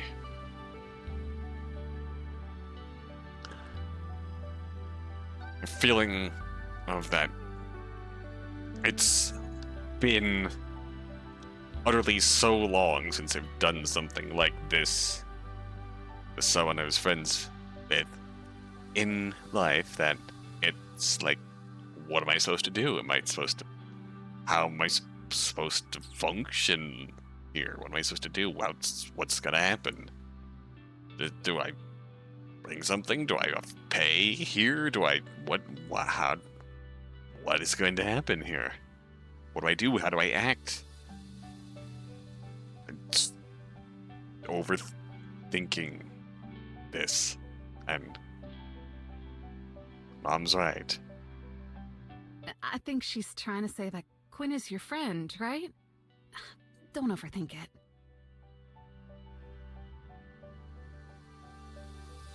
Exactly. You were happy to see each other. It'll all work out. Yeah. Mom tends to simplify her thoughts as much as possible, often leading to situations like these. Mom's relentless optimism and simplicity balances out well with Ma's groundedness and, well, overthinking. Ma really underestimates how much I get from her. You're thinking too big about what to do and what to say. Just start small. Like, how do you feel about it? One word.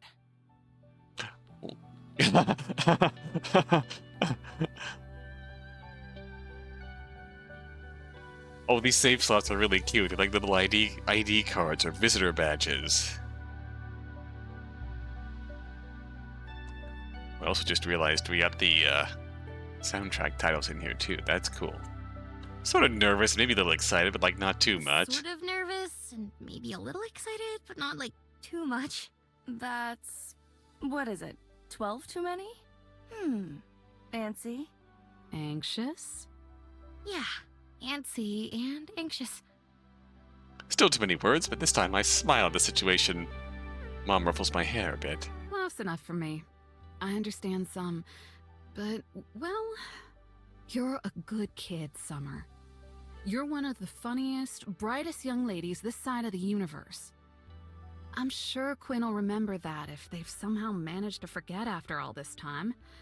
They're a good kid, too. It's weird being called kids when we're both in our 20s, but I nod. Guess to her we're still the hyperactive 12-year-olds running around the backyard, and our years of silence is nothing more than a rough patch. Wait, she might be right. I'm worried I might scare them off or completely fumble it somehow. God, that's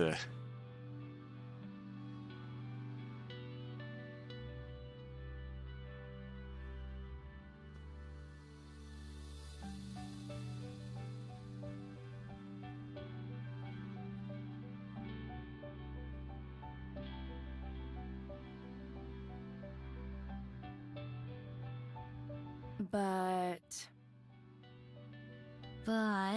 when I saw Quinn earlier, it felt so lucky. Like I glanced up just in time to see a shooting star. I got caught up in it, and even if I was worried, I was just so happy to see them that it didn't matter. So, you just lost your momentum. Yeah, exactly. I'm definitely overthinking. yeah, that's fair. Told you so. I smirk and poke her, which she returns by handing me another cookie. Eat up then. Good food and a nice movie helps everything. Oh-ho. Well, let's not go crazy on the cookies until you've had some actual food. We have some leftover pho if you want. Oh yeah. Please! Ma stands up again and brings the tray of cookies with her to the kitchen, out of Mom and I's reach. But not before Mom nabs another two for us. Good food and a nice movie. Not sure if I can provide a movie, but as I bask in the gingery, sweet smell of dinner and savor each bite, wonder when the last time Quinn went out to eat was. It's a random thought, but I feel it prodding my brain as the night goes on. Even growing up, all their lunches at school were something like a bag of chips and instant noodles. The only time they really ate dinner was at our house. Don't know what our plans will be or what we'll talk about, but I'm sure we can figure it out over lunch. One step at a time. I fall asleep on the couch, bundled up in a quilted blanket in the old rom-com movie Ma always puts on as a comfort. Aw, what's her comfort movie? The rich, earthy smell of soil permeates the entire greenhouse. Humidity sticks to my skin like a familiar summer afternoon, despite it still being dark outside. Oh. Are we gonna get a text back? First time in a long, long time I woke up before my alarm. Not early enough to beat my mom's, but we're both inside and awake. They've always been early risers.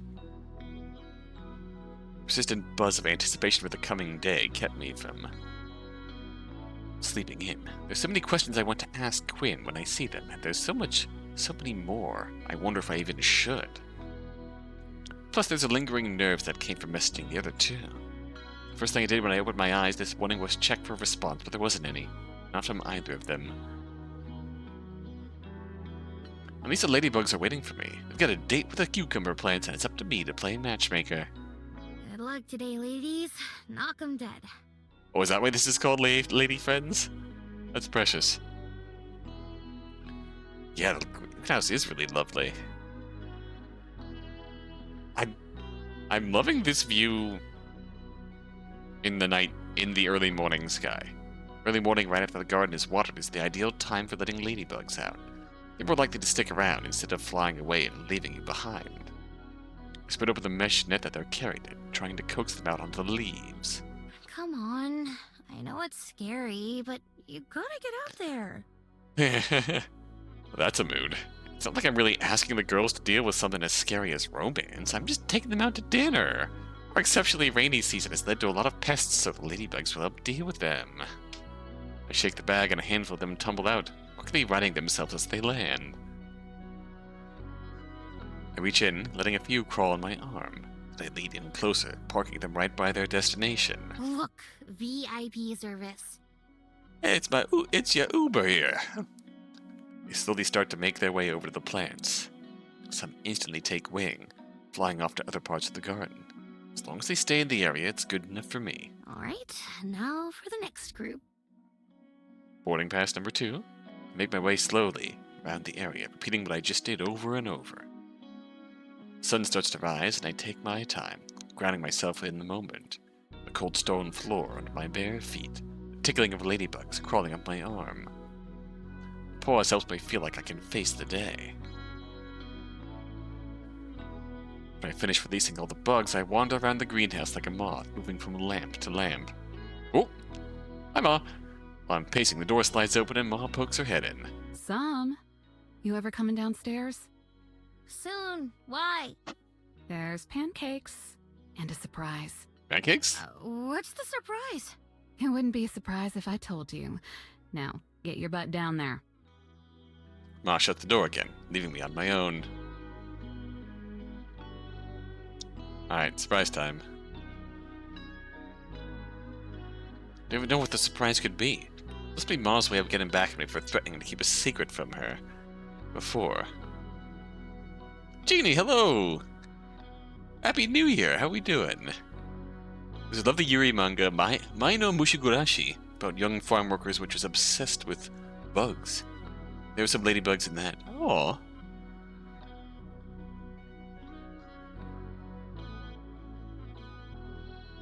Head inside and wash my hands thoroughly. I already took a cold shower this morning, so I'm ready to go. I followed the scent of warm syrup down the stairs toward the kitchen. Such an appetite. You're gonna choke if you don't slow down a little. No one's gonna steal them, you know. But they're super tasty! Plus the chef is super pretty too. Uh-oh, we got a visitor. Ah, brother. What does that have to do with anything? I freeze, dead in my tracks, certain I didn't actually just hear the voice I thought I heard. Still quite the charmer, huh? Well, it's a good thing the chef prepared extra today. Help yourself. Hell yeah! Thanks! For the love of. Drink your milk, Lancaster. Aha! Lancaster? Whisper the name back to myself. It comes out in hushed disbelief. So then I was... Pancake fiend. I fly around the corner and catch her right about as she's about to cram an entire pancake in her mouth. My spirit animal. My spirit animal right here.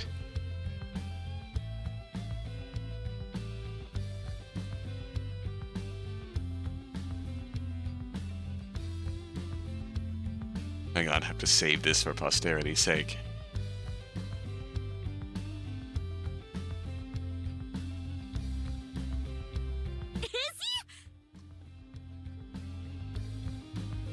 pancake dangles off the head of her forecast, and the determined look in her eyes fades. Her face goes totally blank.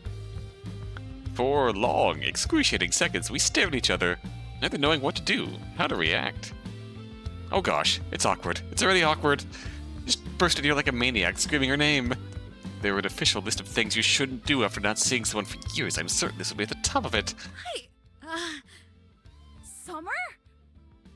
Oh, yes, you are indeed here. I mean, I suppose it's been several years, so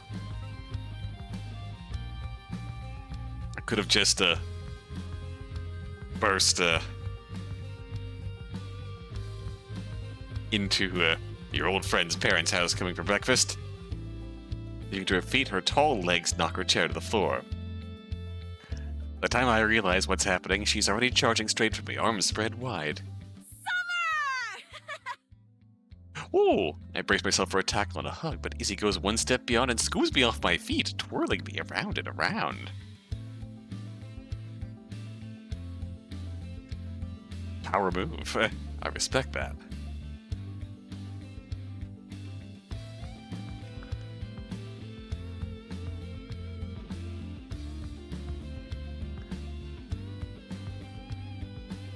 I dig my nails into her denim jacket and hold on as tight as I can. Emotions rise and fall faster than I can process them. Everything comes out in one loud squeal. Bump into cupboards. We flail against counters. Even though I almost send the bowl of pancake batter flying, I see my mom smiling. Izzy finally sets me down, holding my shoulders firmly in place so that I can find my balance. Even when I do, I still feel dizzy. Dizzy Izzy. My head is swimming with so many questions. I can't. What? When? Why? How? Very good question. I got your text, man. Figured I'd hop over and answer in person. Revive the old tradition of bugging you at the crack of dawn. And I was just thinking maybe Mimi and I could have a nice, quiet morning together. Breakfast with Izzy before school weren't uncommon. In fact, it was weirder if she wasn't here. If she didn't sleep over the night before, then she was almost always here in time to wake me up. You're not bugging me. You've never bugged me. Her smile slips and so does her grip on me. Right when I start to worry really hard that I said something weird, she pulls me in tighter and smirks. Good. Aww. Rest my forehead on her shoulder. It's toned and hard. The texture of her jacket brushes against my skin, and the cinnamon tinge of her cologne is so strong it burns the hairs in my nose. That's all Izzy. Decisively Izzy. It all melds together to signal that she's here, and that's what matters. Mom gives an exaggerated stretch and a yawn. Well, I think a nice walk would make it a perfect morning. She prods Mom with an elbow. You're Clear the room. right. Let me just put my shoes on and we can head out. Wow, real subtle. Whatever could you mean?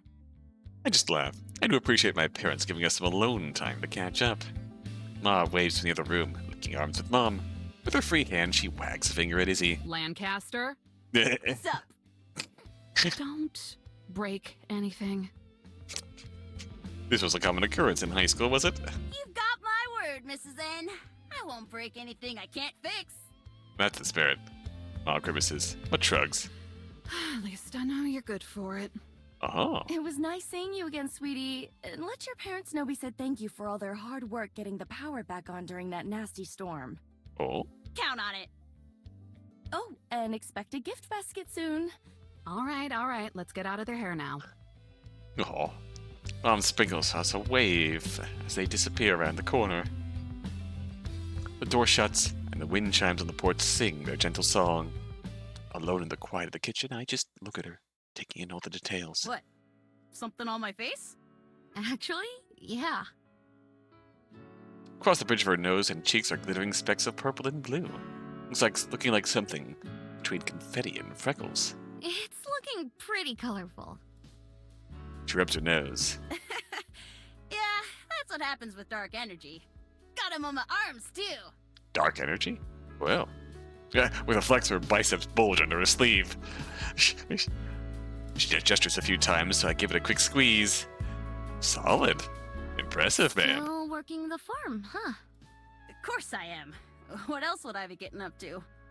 Trouble? Well, that just goes without saying. Besides me, Izzy was the only one of us to stick around and stay on Florell after graduation. We bumped into each other occasionally in town, but never with more than a word or two of greeting. Been a while since the last time, though. To be honest, I figured you'd joined the Peace Rangers by now. Izzy winces at my words. She inflates like a balloon, losing all its hot air. Oh, yeah, well, you know, life. Yeah, you know, life. Break it out of my hug. With a shrug, she leans against the counter, staring up at the ceiling fans as it spins in circles. I think I've mostly given up on that at this point. That's a common thread I'm sensing. Life. What? Scene title: Intergalactic House of Pancakes. It ain't that weird, is it? Kinda. Yeah, you've always talked about joining, as soon as you had the chance. Yeah, it's a very common theme here. I mean, the last time we really talked, that was her goal, her dream, as far back as middle school, when she and I first met. There's an ongoing tectonic crisis happening on some far-off planet, and the Peace Rangers were in charge of rescue and restoration. We talked about it some in class, but Izzy was obsessed, reading extra videos and articles on her own time. It was the only occasion that I can remember her really being excited in school. When the crisis was finally declared over, I remember watching the announcement with Izzy. This is what, one of these days I'm gonna be up there doing that. So hearing that she's just given up makes me fear for the worst. What happened? Oh, my stars. Did something happen to one of your parents? Izzy, I swear if one of your parents died and you didn't tell me, I'm going to cry right here, right now. Whoa, nothing happened. All 7 of them are doing great. Mama's even got another one on the way. That's a lot of parents. Another one? Yeah, there's like 20 of us now. It's getting real stupid. Well, no, tell me more about your family, ma'am. I'm perplexed. Back way toward the table and sit down, finally staring at my own breakfast. The syrup has gotten cold again, but I don't mind that. I like it better this way. That's so many. Yeah, I mean, she had a lot of brothers and sisters when I was around, but not 20. First Spooktober game you played with the Force of Space Rangers. Oh, the Nova Swarm one. Forgetting the name offhand, but yeah, the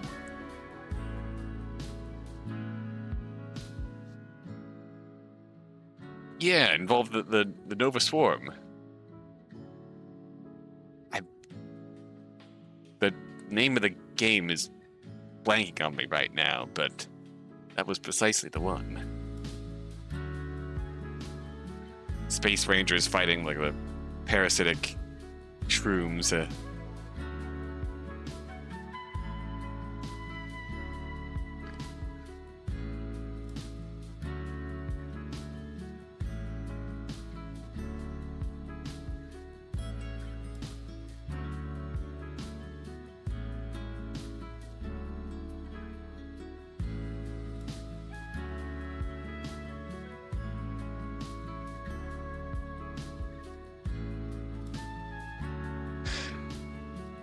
Yeah. Believe me, I know. This'll probably be the last one, though. Is that what's kept you around then? Taking care of everyone and helping out on the farm? 20. Kinda. It's 20th. more like I don't have to think about anything. Do my work during the day, get wasted afterwards, then wake up and do it all again. It's easier this way. God, again with the relatable mood. I can't believe it. Right? We go through a crap ton of food. Every meal is like a buffet. That's understandable. Having watched her just eat half her body weight in pancakes, I know how hard it can be to just feed one Lancaster. Well, that too, but not what I meant. I mean you. Everyone's gotta grow up at some point, right? God, this is gonna really hit. This is.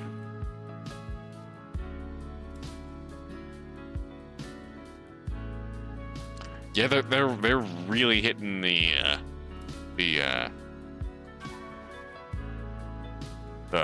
lingering resentment of lingering feelings of adulthood vibes here, huh? They're really hitting that hard. Just frown in response. I don't want to seem like I'm judging her or anything. From Summer kicking in the fucking door, Rev, hello. You're in time for pancakes. And the lingering depression of getting older.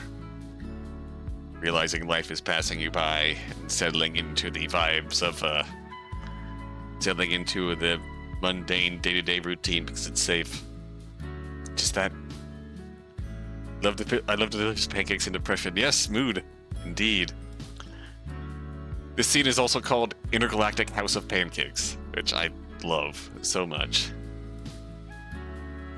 So much as hearing the words "I've given up" goes against everything I know about Izzy. In some ways, being stuck here where we grew up, I can relate.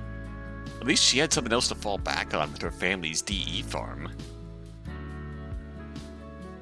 As one of the few dark energy providers in our solar region, they've always got a lot of orders to fill, so I'm sure she's keeping busy at least. Gotta love IHOP, indeed. Miss Lancaster here is one of 20 siblings now.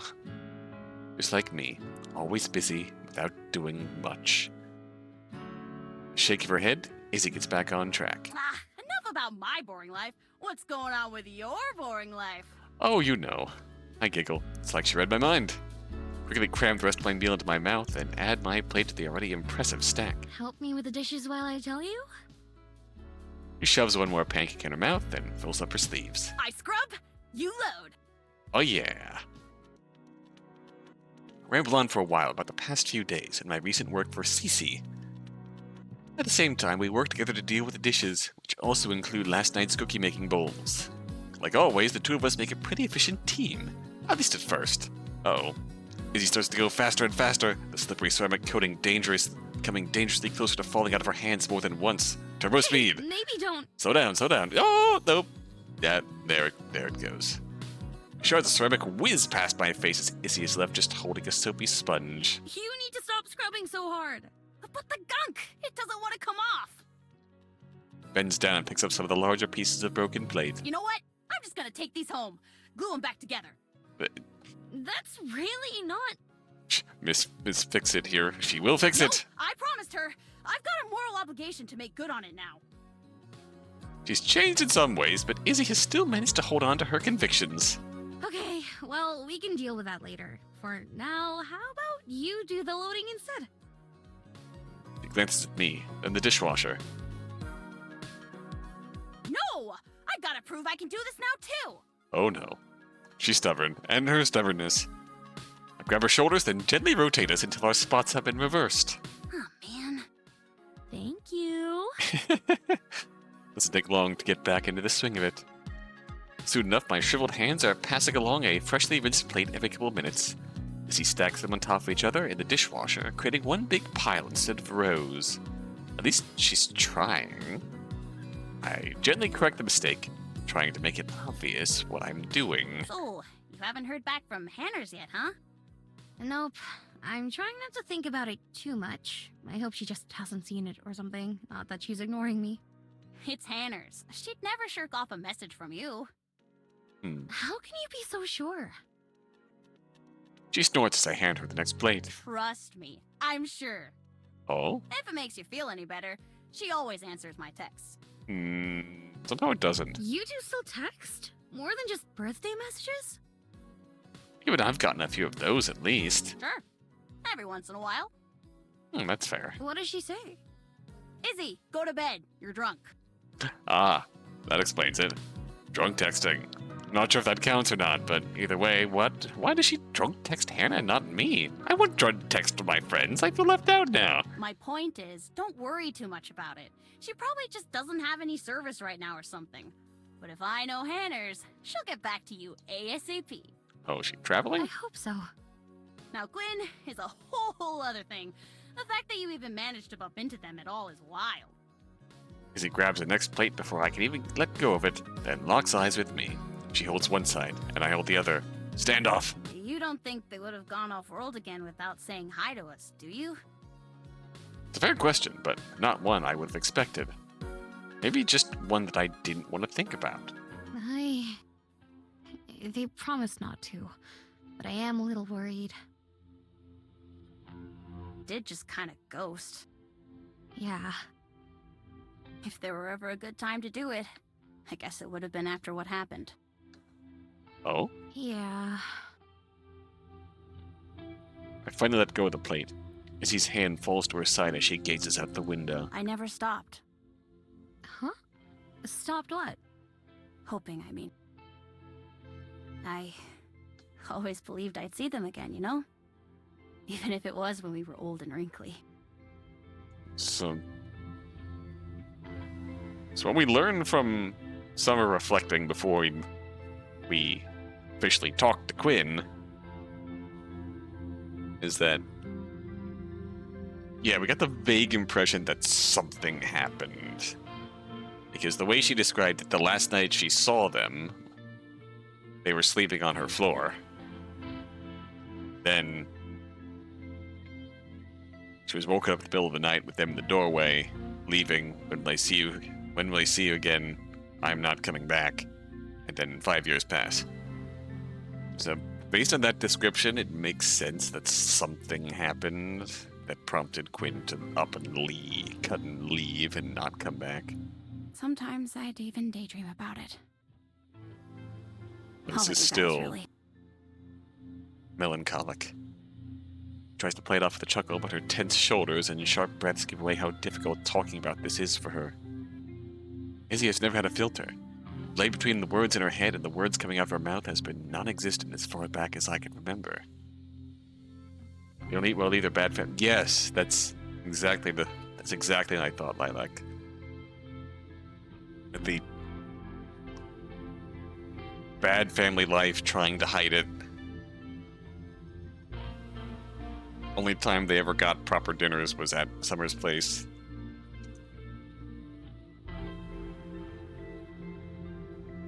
Something happened that led to them just up and... Or maybe they're just referring to the night that Quinn cut and left for good. Don't know. Don't want to recklessly speculate, but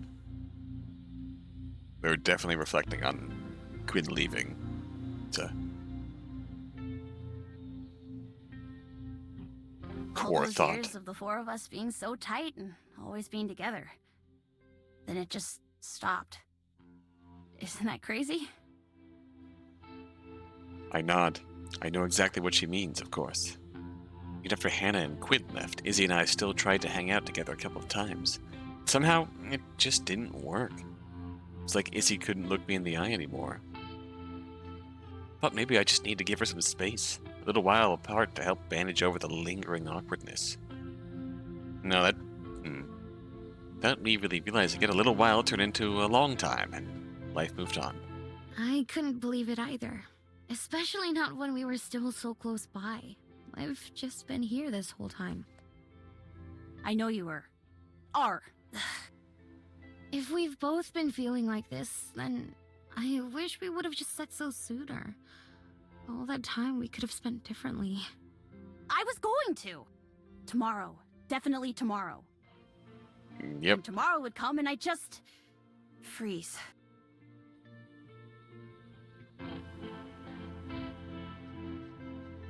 Do you ever get a message from someone or a DM from someone and you look at it, you say, I'll respond to this later, and then like a day passes and you come back to it later, like,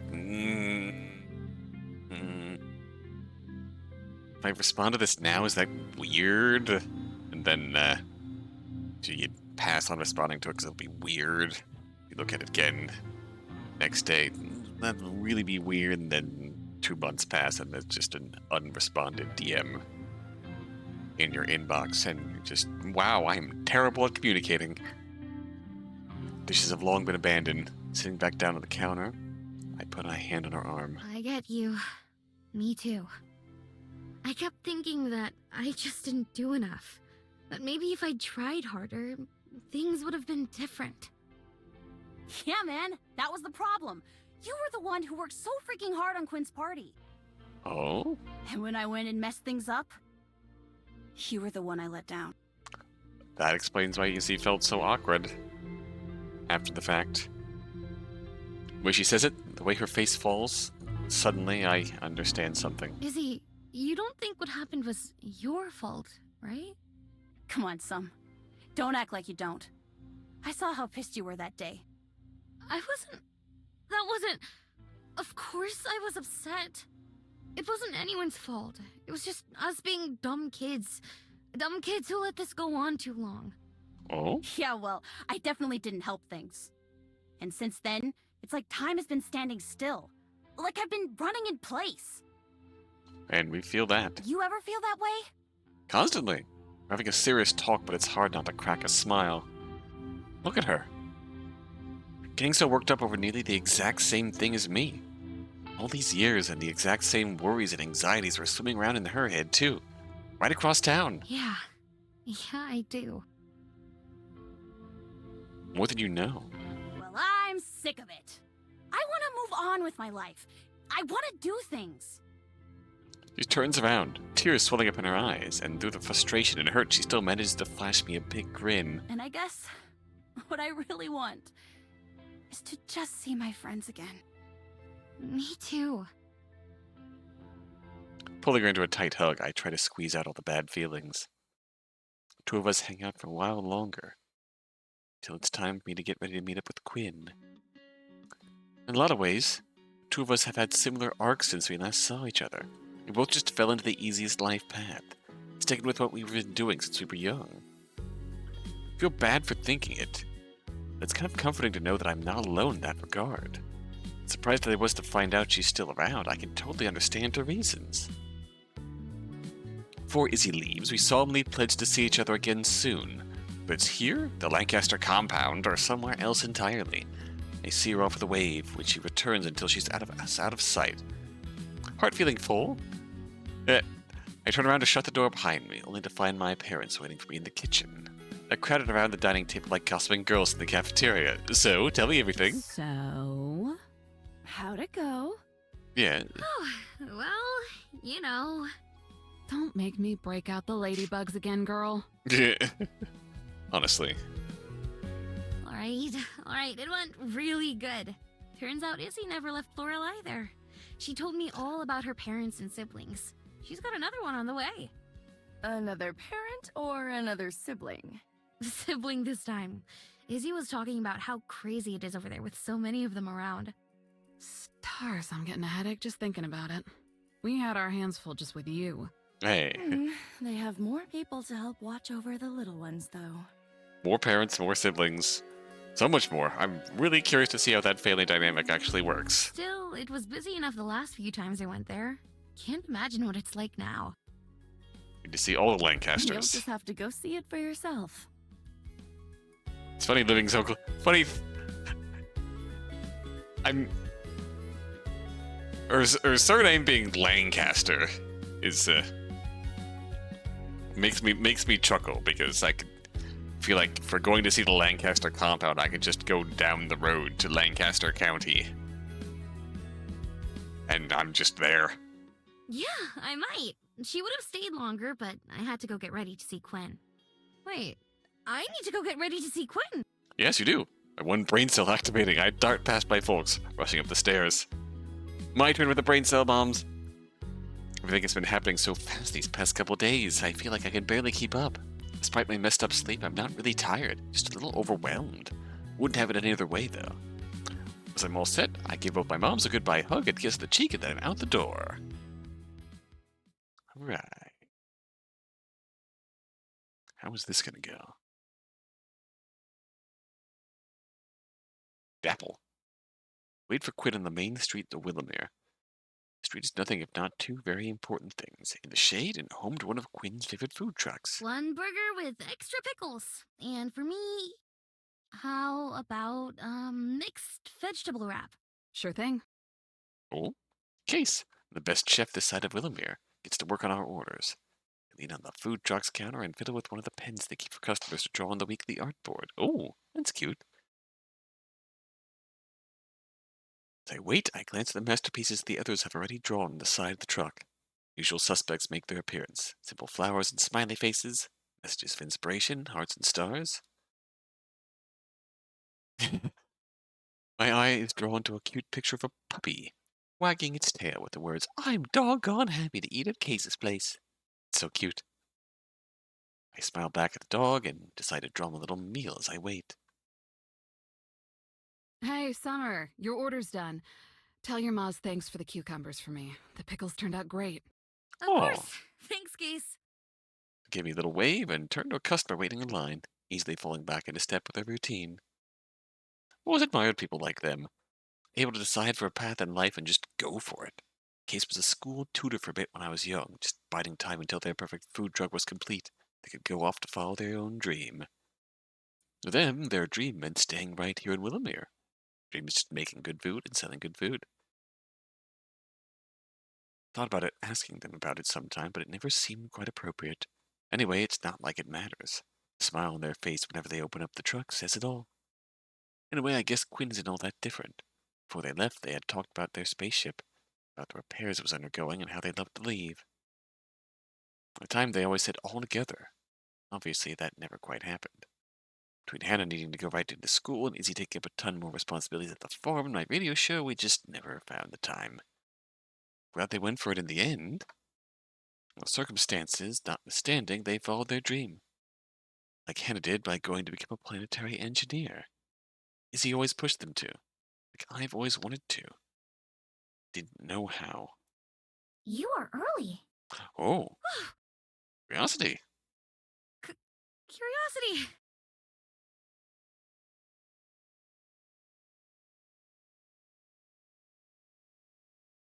A small robot is right up in my face, hovering with a low whir of whatever fans or engines keep it aloft.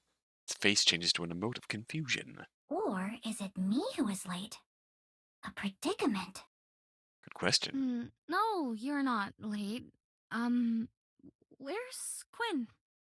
Oh, they're on their way. They send their apologies. Planetary engineering. Is it engineering planets or performing engineering on a planet on a planetary scale? Oh. Curious. They lose their nerve. Suppose they wouldn't send their robot if that were the case, but the idea that they might just not show up isn't really a far-fetched one. Curiosity offers no more response than that, instead opting to take in the surroundings. The street itself doesn't seem very interesting to me, but its eyes light up each time it turns to face a new building. What a magnificent planet. The trees grow in your buildings. Right? I guess it's pretty common nowadays, though, isn't it? Curiosity doesn't reply, instead floating up a bit higher. When its eyes lock on the turbines in the distance, it bobs up and down. Wind power. How exciting. It is one of the many green energy sources humans employ. Indeed. It is, yeah. There's solar panels on the rooftops, too. And all the bigger facilities are connected through a massive dark energy grid. Ah, something incredibly endearing about how it moves and speaks, reminding me of the younger group of kids I'd teach at CC from time to time. Even though Curiosity nods along at the other stuff, it seems fixated on the turbines. I guess that's why Quinn named it Curiosity. There's no possible way it hasn't seen one of them before, right? What Ma tells me, the wind-powered infrastructure is at the core of Florel's design. Don't know exactly how many planets were made in its generation. Oh. How many planets were made? And since that, circling back to your comment about planetary engineering, there's the answer to that question. But it certainly wasn't a small amount. Most planets added wind turbines decades after, even if it wasn't their whole thing like it is here. I cross my arms, glancing around. There's no sign of Quinn yet. What sort of places do you usually visit? You and Quinn, I mean.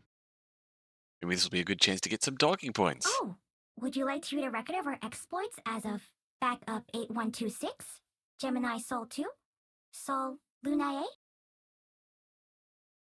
Yes? His face immediately changes to one of a loading screen. Oh boy. I wonder if the future human cities might be anything like this. I hope so. Honestly. I stand there across from it. The whirring in its body grows louder. The looping of the icon on its face slows with each passing moment. Uh-oh. We broke curiosity. I might be here for a while. Maximum limit reached. Uh-oh. The second time since it arrived, I jump out of my skin and out of my head. Forced back into the present. Stars. Maximum limit for what? What does that mean? There is a lot of data to parse. You must create a restore point in the ship and print it there. I apologize for the inconvenience. I would be happy to read aloud to you the summarized report on the hourly atmospheric readings. Okay, I think we asked you to load way too much data. No thanks. Actually, I didn't mean that. I meant more like... So I'll try to condense my question into something more personal and immediate. Why did you go to the last planet you went to? There's lots of places out in the universe, right? I'm sure there's something that called you to it. Oh, my understanding was flawed. You were asking for something I cannot answer. Oh, really? Yes. Quinn does not choose the planets. We find them. Oh? Or, as Quinn says, they find us. Oh, perfectly Quinn. I see. So, you don't really see places like Florel often? Correct. Florel is the only planet I have seen with other people on it. Oh, wow. What? The only one? Correct. Florel is the only planet I have seen with other people on it. No, I mean, you don't see people? Incorrect.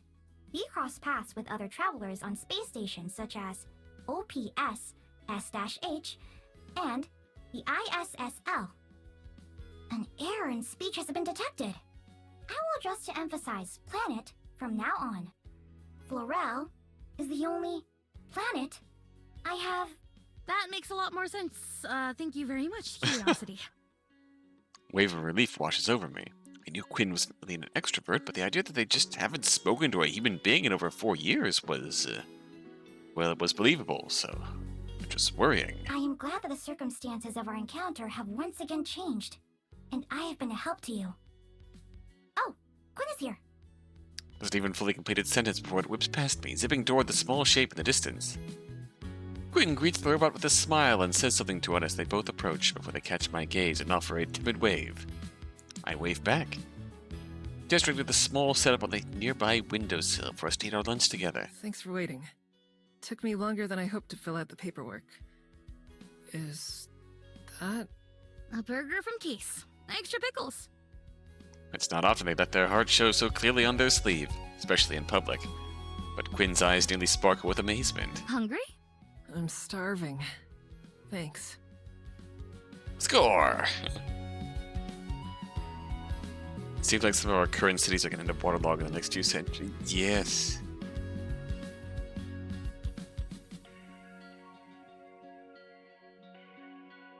Like, completely submerged.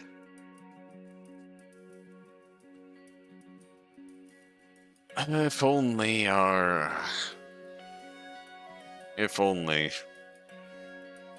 we could get out of our own asses and actually start taking action on some of those proposals for greener habitation in the future. If we get out of our own bureaucratic asses and actually start taking some action. Score. I try to think about how this is the exact same strategy I used the other week to lure a lost puppy out from underneath the floorboards of our greenhouse. You can sell them to fucking Aquaman! Exactly. Quinn takes a seat next to me, sharing another look of gratitude before opening up their meal container. A small puff of steam billows out from the bamboo box lined with hemp, a strip of heat-sealant resin broken, like it's fresh off the grill. Ooh. We each take big, indulgent bites of our food before continuing any conversation. Wrap is crunchy and delightfully fresh. Crisp lettuce, carrots, and zucchini medley mixed with Case's homemade dressing and salted avocado. Ooh, that sounds lovely. The corner of my eye, I can see Quinn savor each bite of their hamburger as Curiosity gives it a cursory look over. Most like it had never seen a burger before either. A tragic thought, considering Quinn's love for the things. As we eat, I'm reminded of a saying my grandma used to have. We didn't have big family dinners too often, but once in a while we would meet up with her and Auntie Hilda's side for a milestone birthday or other special occasion. Sounds good, but it needs tofu or something. I feel like that's the intent of the avocado in this case. The something softer to contrast with the crisp. So much crisp.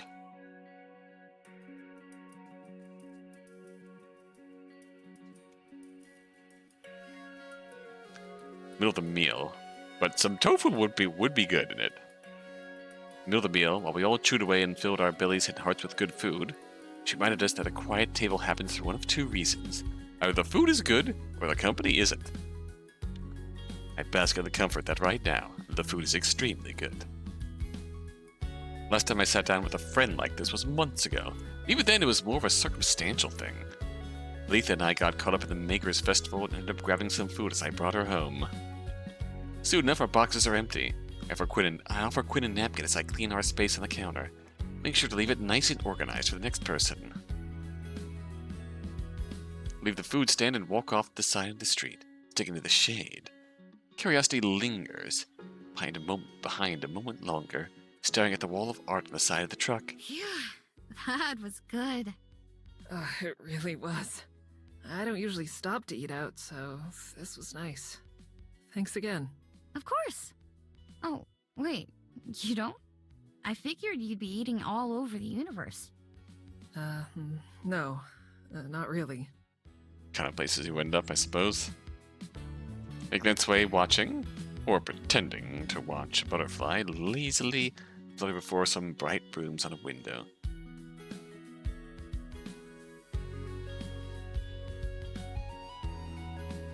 I usually eat in Apollo.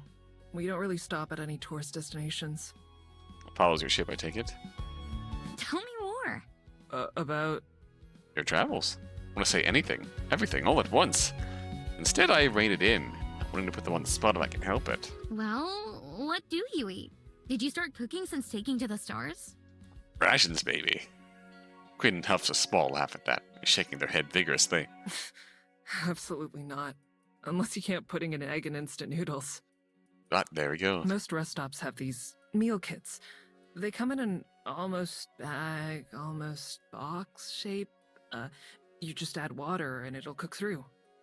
Space age. Space travel-esque MREs. Doesn't beat anything homemade. But we tend to be out for weeks at a time, so I keep the perishables to a minimum. As for curiosity, well, they just need a charging station and something to keep them from bouncing off the walls with boredom. That's fair.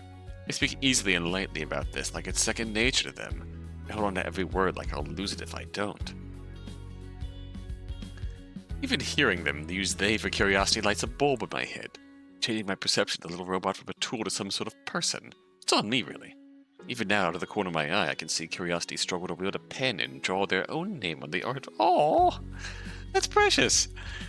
The way Quinn talks about them, it's like they're siblings or partners in crime. Quinn and Curiosity against the universe. Being out for weeks at a time? What are you up to out there? Curiosity floats in, beaming toward Quinn. I have written my name on the board. Oh, Great job, buddy. I was just telling Summer about her trips. Oh, how exciting! I am an expert on our trips. You may ask me anything. alright. I glance toward Quinn, who gives me a smile and a vague gesture of go ahead. Sure. Okay. Quinn says you guys go out for weeks at a time. Aren't most planets closer together than that? Especially with high-speed travel and all? This is an easy question. We do not travel to locations easily accessible by interstellar wormholes or highways. Aha! It is imperative to our mutual mission that we see things that are further away. Is this like the journey is more important than the destination kind of thing? What is that? I'll explain it later. No, not really. We just like to go, quieter places. lesser-known places, I imagine, would be... Quinn has called them the wondrous sites of forgotten planets. There's a value to that. Exploring and documenting the far-off reaches that don't get visited often. Quinn immediately flushes bright red, staring at curiosity like they're just betrayed them. I decide to grant them mercy from some light ribbing and stay on topic. Tell me about it. What's a forgotten planet? It is a planet that was once lived in, but humanity has since abandoned. However, we use the term liberally to include places humanity has spent an extensive amount of time in, so other celestial bodies may meet this criteria. Ah, Well, that was way better than I could have put it. that is a good way of putting it. So, like, wastelands? Nothing that dangerous. I guess it's more like museums. That also seems like an overly formal way of putting it. You could say, I mean, I guess it works. The way they describe that, it's like relics, ruins. You're doing interplanetary museum hopping? Quinn struggles to think of how to explain whatever it is they're talking about before giving curiosity a helpless look. The recent expedition took us to a planet that planetary engineers used for testing artificial weather. It is a recently abandoned planet, so there was much to see, such as isolated thunderstorms and a tower that controlled soil temperature in a 400-kilometer radius. Music is really good. Wow. Really? And there was no one there? That's the point of it. Yeah, What an incredibly Quinn way to see the stars. it's nice. We can take our time and see whatever's left behind, I guess. Curiosity's been trying to make a collection of their own, taking whatever neat, Cool. cool things we can find, documenting them and putting them away in their own space in the ship. We usually go as far as we can. Lots of these places have histories that no one even remembers anymore. So to get to see it with our own eyes, it just feels really special. Okay, I'm not gonna lie. That is really cool. It might be nice to see something different sometime too. But I like our way all the same. Sorry, didn't mean to ramble. No, not at all. This is exactly what I was hoping for. You know, I've just been stuck here all this time. Same old job, same old routine every day. The only excitement I get in my life is when CC's director asks if I can cover someone else's radio time slot. I feel the words tumbling forth like a current. I don't know what it is, but talking to Quinn like this, it just feels like nothing's changed. Everything in me just wants to be open with him. There's a whole galaxy out there, and you've been out in the middle of it. If I were you, I don't think I'd ever shut up. The things you must have seen, the places you must have been. I'm usually good at this. Keeping up a bubbly personality and making fun conversation. Not getting too personal in case the mood might shift. I just want to tell them everything. You're following a dream of yours, aren't you? Here I've been just wishing to have one. The biggest thing I've done in the past 4 years was because of you, you know? I messaged Izzy and Hannah. I told them that I missed them. So I guess I'm trying to say that I'm happy you're here, and I want you to ramble and tell me everything too. Quinn stares at me, their face once again falling into open uncertainty and awe. I feel a bit of heat rushing to my cheeks, hoping that it's the heat and not the embarrassment of just dumping everything onto them at once. Wow. Sorry, I wasn't really expecting that. You reached out to Izzy and Hannah? Oh? I did. I think we all miss each other, you know? How they react to that is going to be telling. Quinn blinks but doesn't recoil this time. Doesn't turn or even glance away as curiosity looks between me and them, trying to follow the conversation with probably only a fifth of the context. Thanks, Summer. That's really nice to hear. I'm glad that you ran into me. But, you know, I won't be staying long.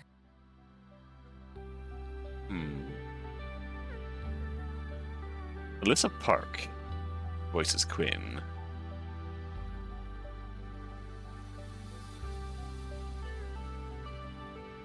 Which I don't think was,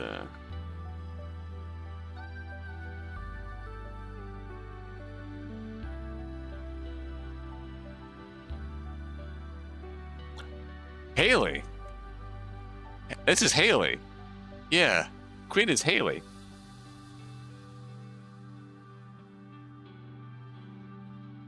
You were... Right game, missed it by one. Okay, that's... We got one at least. Yeah. Of course. Even if they were the spark, Quinn's arrival is the first step of change for me. It's up to me to keep walking. I know. I wouldn't ask you to stay. You're a free bird now. Just spare another hour or two? Yeah. That sounds fun. Then, I guess this one time, we went towards this abandoned planet a few galaxies away. Even after a few days of just taking wormholes as far as we could, it still took another month of drifting to find it.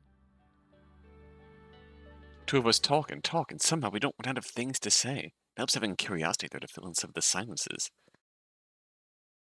Trying to think about what their deep-voiced characters might be in Twofold. We get Haley, our girl, yeah.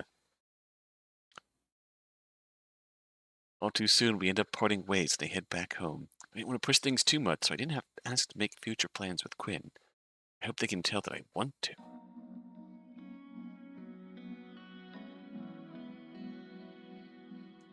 Oh. When I get back to my place, I find Ma in the living room, watching a show. Puts it on mute as soon as I walk in, though. I open my mouth to start to say hello, but Ma waves a hand to shush me. Hold that thought. Alright, holding it. Naomi! Summer's home! Coming! Oh, names. Mom's voice floats down off the stairs, the rest of her following right behind. She scurries over to the couch and settles down beside Ma, where they both look at me expectantly. On the spot, again. Setting into one of the chairs, I roll my eyes. It's just like when Izzy left. I swear, you two are like teenagers. Hey, they gotta have their fun in their own way. Not that it actually bothers me, of course. Telling them how it went is the first thing I was gonna do anyways. You're not too far from it yourself, Missy. Fair. Now go on, spill the beans. Give us the goods.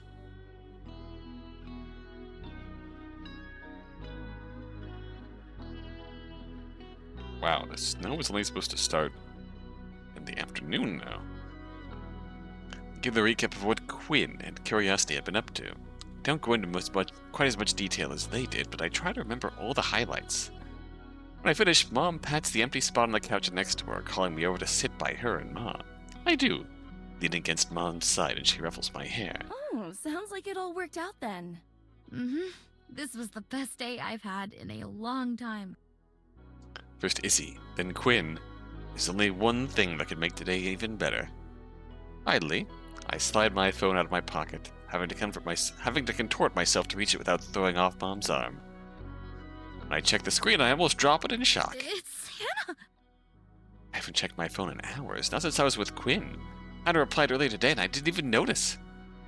Head shaking a bit, I open her message. Hello, Summer. I'm sorry I didn't answer sooner. I'll be landing on Florel tomorrow. I'll be rather busy the next couple of days, but I'd like to find the time. A bit later, she sent another message. I miss you too. Aww.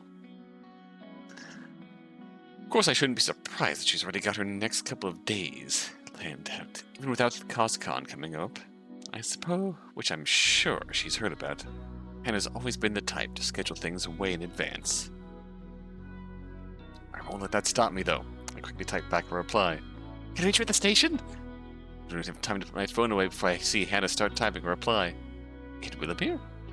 I'll be arriving at PTLS and taking the train there. Yeah, at Fairborn. Alright, I'll send you my itinerary. He passes on all the information on her arrival times and we hash out all the details in short order. Once it's all set, I finally collapse back against the couch with a triumphant sigh. I don't think we even need to ask this time. Nope. Tomorrow, Fairmorn Station, a little after lunch. Gonna see her then. Everything settled, Ma's finally able to unpause the show she was watching when I got home. All three of us stay there on the couch together, although I'm only half paying attention. The other half of me is just reliving the past day and daydreaming about what comes next. It really is all coming together. Lately, real life has taken a turn for the wonderful. Maybe it's okay to hope for just a little bit more.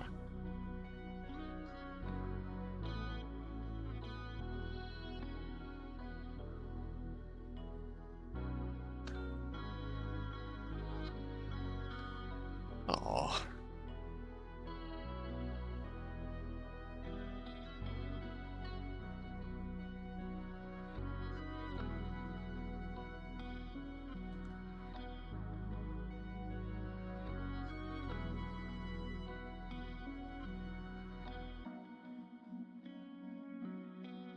When it's finally late enough for us to call it a night, I make myself some bedtime tea before going up and reading for a while. One last nice surprise for the day. I find myself getting tired and eventually drift off to sleep.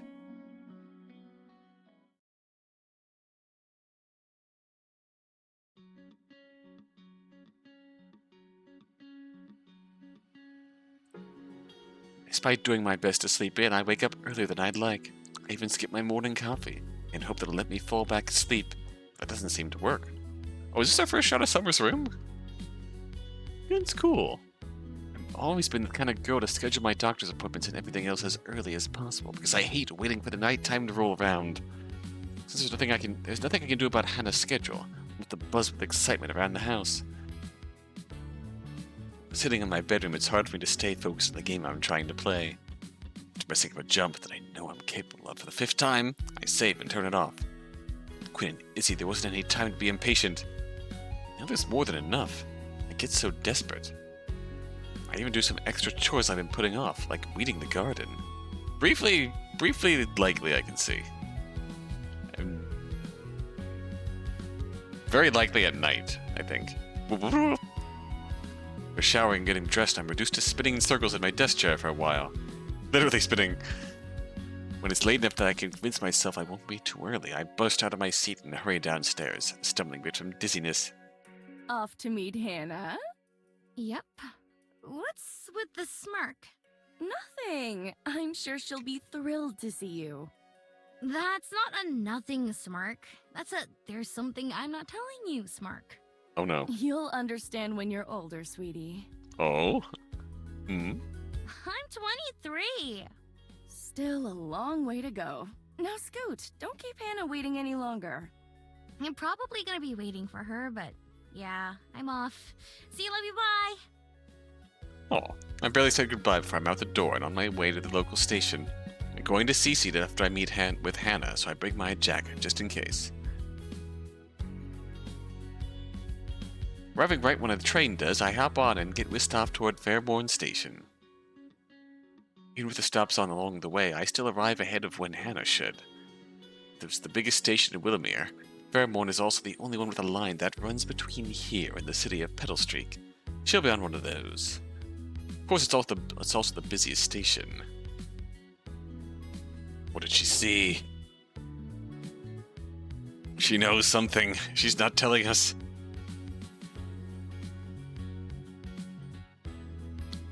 That's even more true today. Imagine a lot of folks are having company arriving for the concurrence on top of all the other normal travel reasons. A few tourists that do come to Florel under normal circumstances, this time of year is perfect. Not too hot, not too cold, with plenty of opportunities to relax. Sitting on a bench out of the way, I wait, I try, and fail to relax. A signboard detailing all the arriving trains tick down the minutes to Hannah's arrival. Yeah, they really captured the almost country-esque feeling of this whole planet in their naming. It's so good. Ever since I was a kid, just being at the station was a reason to get excited. Either meant we were going somewhere or someone was coming to see us. Even though my moms and I never went further than Petalstreak, it still felt like an adventure. Now, waiting for Hannah, I feel that same excitement. Finally, I get up. There are lots of other people around standing patiently. I stand impatiently. The signboard dings before broadcasting an arrival message in several languages. The train appears in the distance. The open-air station providing a clear view of the fields the track runs through. As it gets closer, a loud rumbling fills the air, shaking the ground underfoot. The rumble turns into a quiet hiss as the train slows to a stop alongside the platform. Everyone backs up a bit to give space to the folks disembarking. A tide of people flows out, some walking on and out of the station, others finding the people waiting for them and cascading into hugs and greetings. Standing on my tiptoes, I scan the oncoming faces, looking for any sign of Hana. Where is she? Where is she? Where is she? There! Oh! A white hat, fluttering in the breeze, and a hand holding it in place. As a gap forms in the crowd for a moment, I get a glimpse of Hana's face as she moves in my general direction. She walks slower than most others and isn't too long before this crowd moves on, leaving Hana on her own toward the back.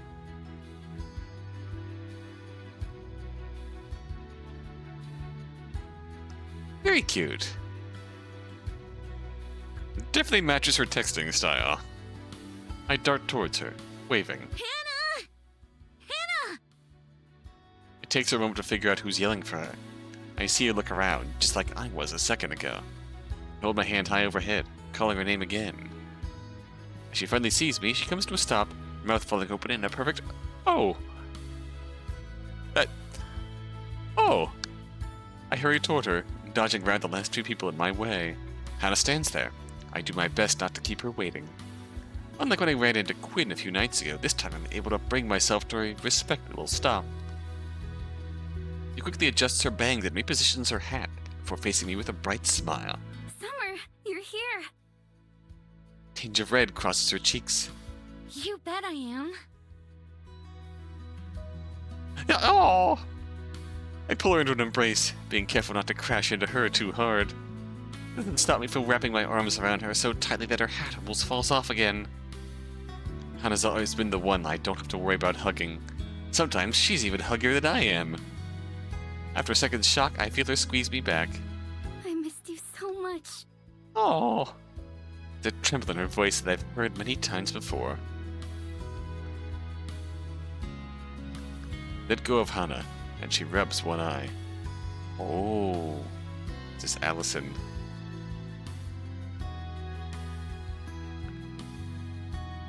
Slightly.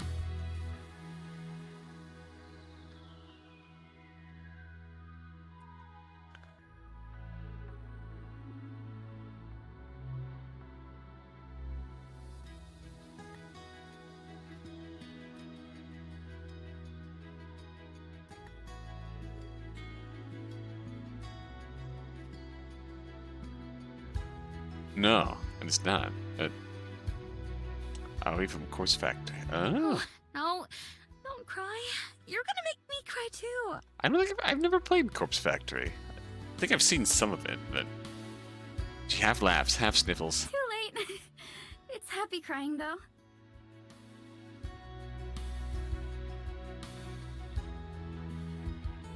Wait.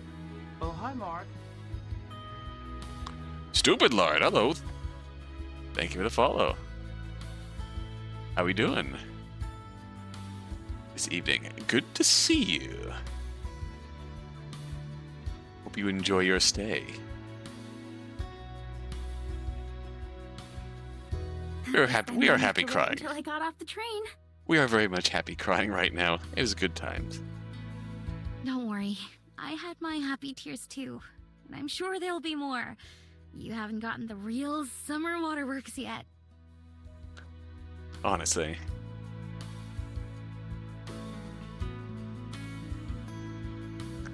Oh. That's... Yes. Lilac. How did I miss that?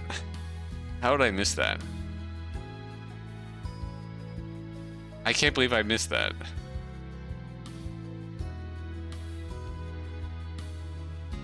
Hang on, let's just let this play out. I've missed those too. I've seen plenty of people in tears, but it's usually over homework and exams instead. Yeah, now that I've seen this, now that I've seen this fact, I can hear it. This is Caprice. There's plenty more where this came from. Trust me. Let's go. Can I help you with your stuff? Yeah, this is Lisa Reimold. She also voices Caprice in Twofold. Oh. Sure, thank you. In addition to the bag she's carrying, Hana has an automated bag that rolls along beside her. It's connected to a small transmitter that's in her handbag. Well, that's a neat thing. I know this because she's had it forever. Izzy used to love taking the transmitter and getting Hana's robo-bag to follow her around, sometimes without asking Hana first. Okay, that's a cute little prank. Hana gratefully passes me the other one, rubbing her shoulder once it's free. I can see why. It's a lot heavier than it looks. Ugh, what's in this? A bunch of rocks? Some, yes. Amongst other geological samples. I thought I was just making a joke. Good thing I'm here then, huh? Yes. You've always shown up at the perfect time in my life. Oh, okay, that's sweet. We start walking slowly toward one of the other platforms, where Hana will catch her train back home. I guess where I'll catch mine, too. For the first time since we meet up, her face falls just a little bit. Although... What's wrong? Nothing at all. I'm just... She halts, looking a bit nervous. Why now? Don't get me wrong, I was very glad when you messaged me, but... After all this time, what changed? Biting my lip, I look down at the floor. Yeah, I get the trepidation. I understand. But we are now on the spot. Nothing, really.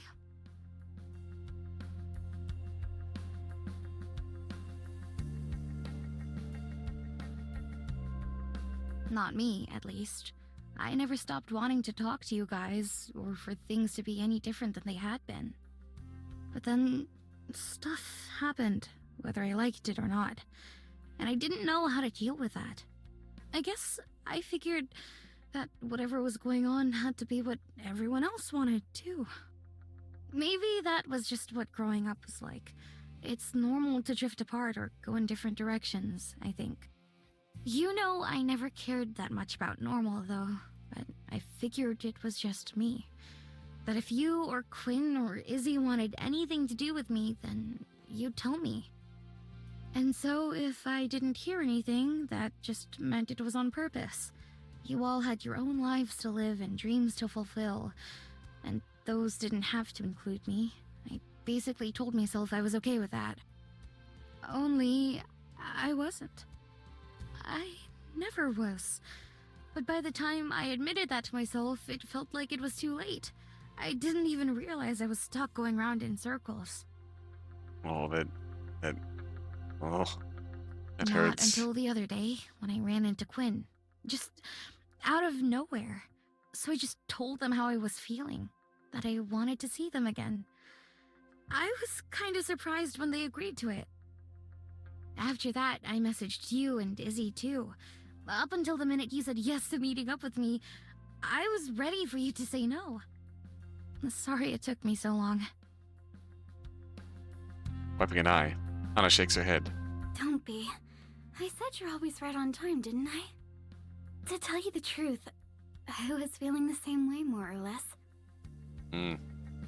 We all just kind of drifted apart and just feeling too nervous and awkward to try and bridge that gap, convincing ourselves that we were okay with the way things When were. I heard about Quinn leaving and about how upset they were, I wished I could have gone back and changed my mind.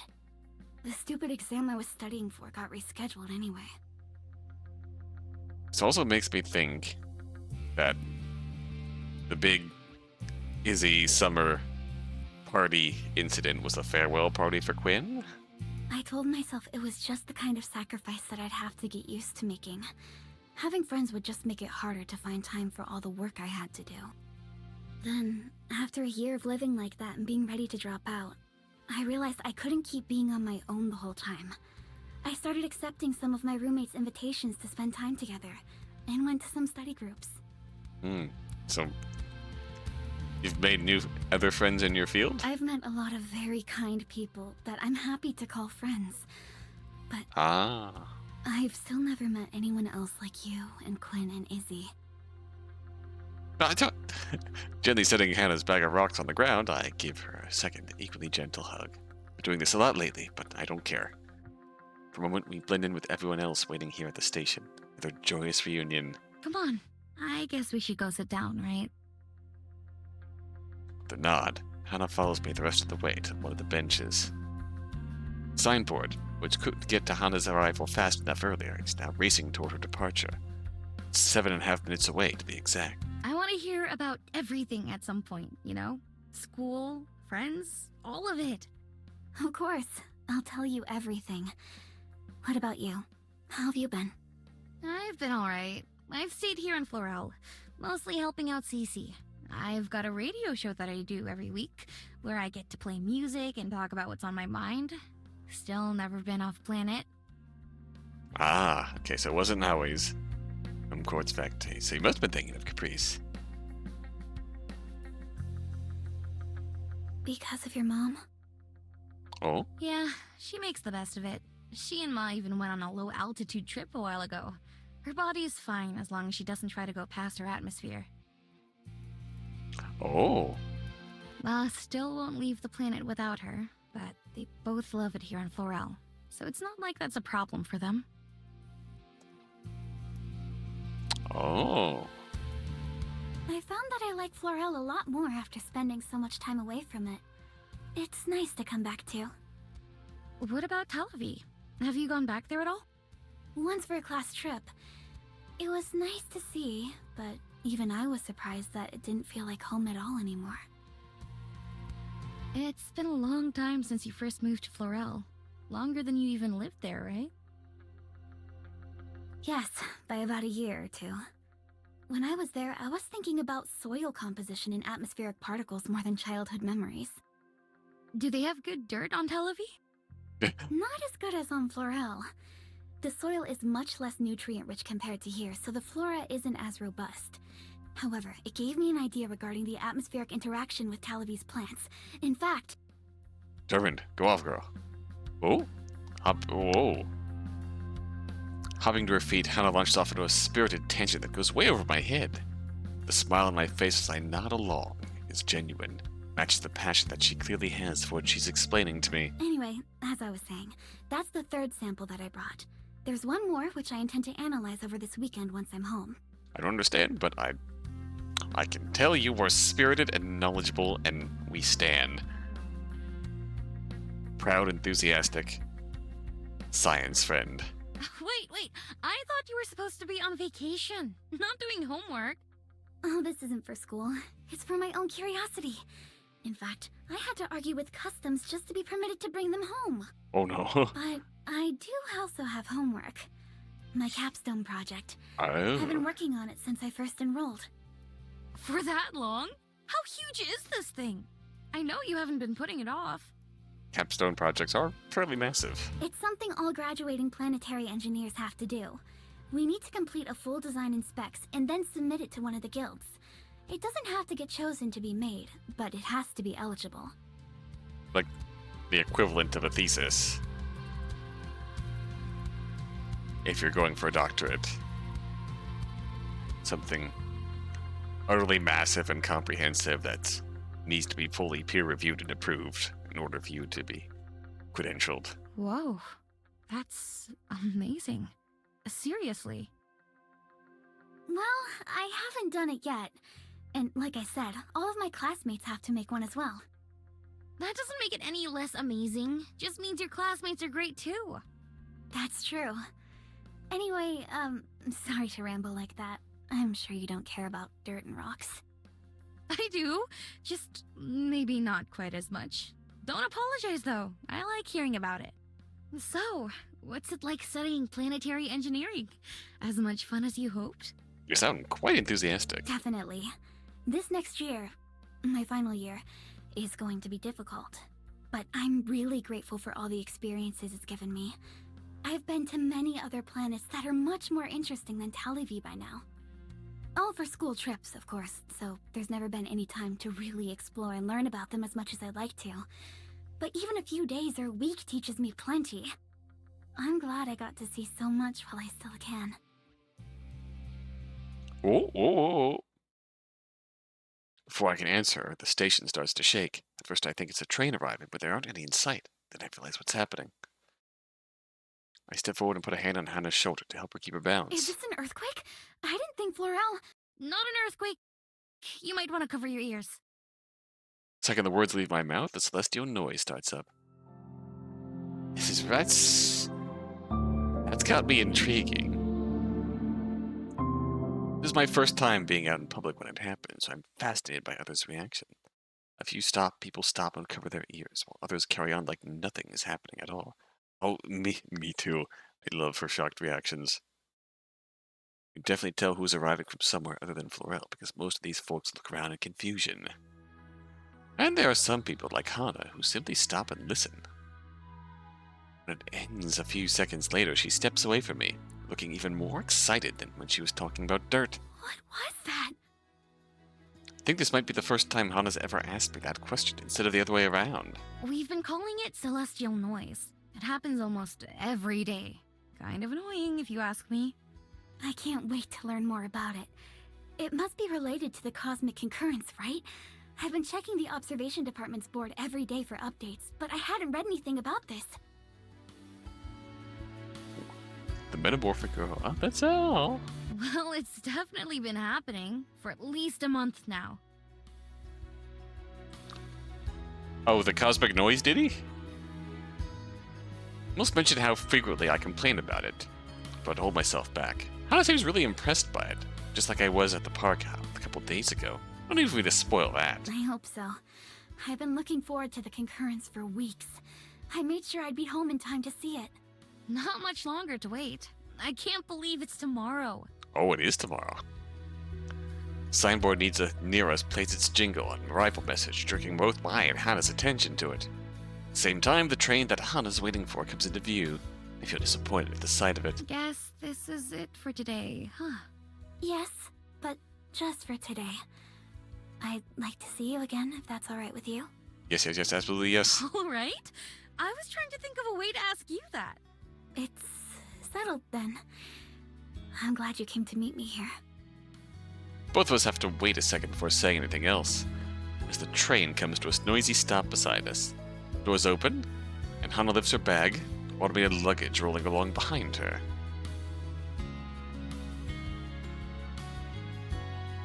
See you soon.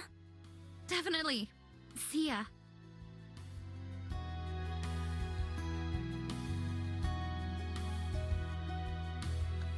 Heck yeah. I wave to the doors shut behind her. Train takes off, heading toward her parents' neighborhood, and leaving me on my own. As it disappears from the sight, I fall back onto the bench I was sitting on, my legs suddenly weak. I've gotten past the point where it feels unreal. Now I have to figure out what comes next. Fortunately, I have the next few hours planned out for me. Wait for the train that will take me to Cece, where we're going to do some final prep and sort out the latest arrivals. Keeps me on my feet and busy all afternoon until it's time for my show.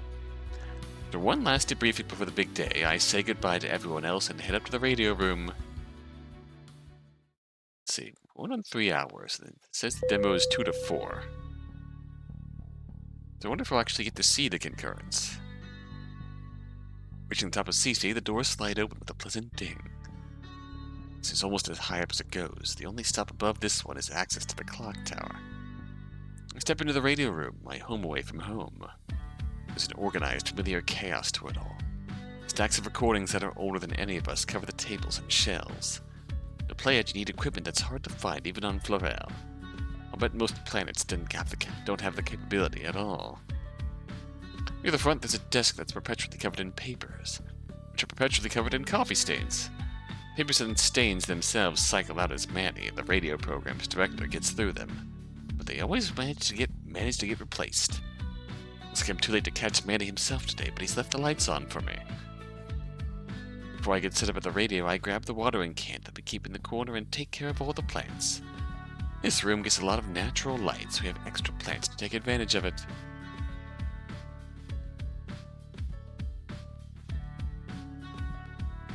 Even by Florelian standards, it's kind of excessive. That's just part of what makes it feel like home for me. They hang in planters, sit in pots, and even grow up the walls in some places. Drink up, buds. You've got to keep up with the boys outside getting all the rain. Yeah, honestly. When I'm done, I pour my own cup of water and sip it while I collect my thoughts. Usually I'll spend the time before my show planning what I want to talk about. Most of the time it's coming up with something interesting to say, something they haven't heard from me before. Right now, though, it's hard for me to think about anything other than my friends. That addictive rush of conflicted excitement. Finishing my drink, I slide down in my chair. The broadcast system is up here is pretty simple. I can play stuff from my phone, I can hook up any of the analog devices that we have laying around. I pretty much always use my phone, but I know a few people who prefer discs or tapes. They say there's just something appealing about the physical involvement of pressing the play button.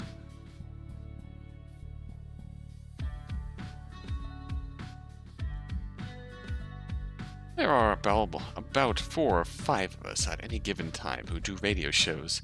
Mine's one of the longest running. It's that way with a lot of folks at CC. They spend a year or two here, and then they're on to bigger and better things, but you are still here. And that's what's weighing you down right now.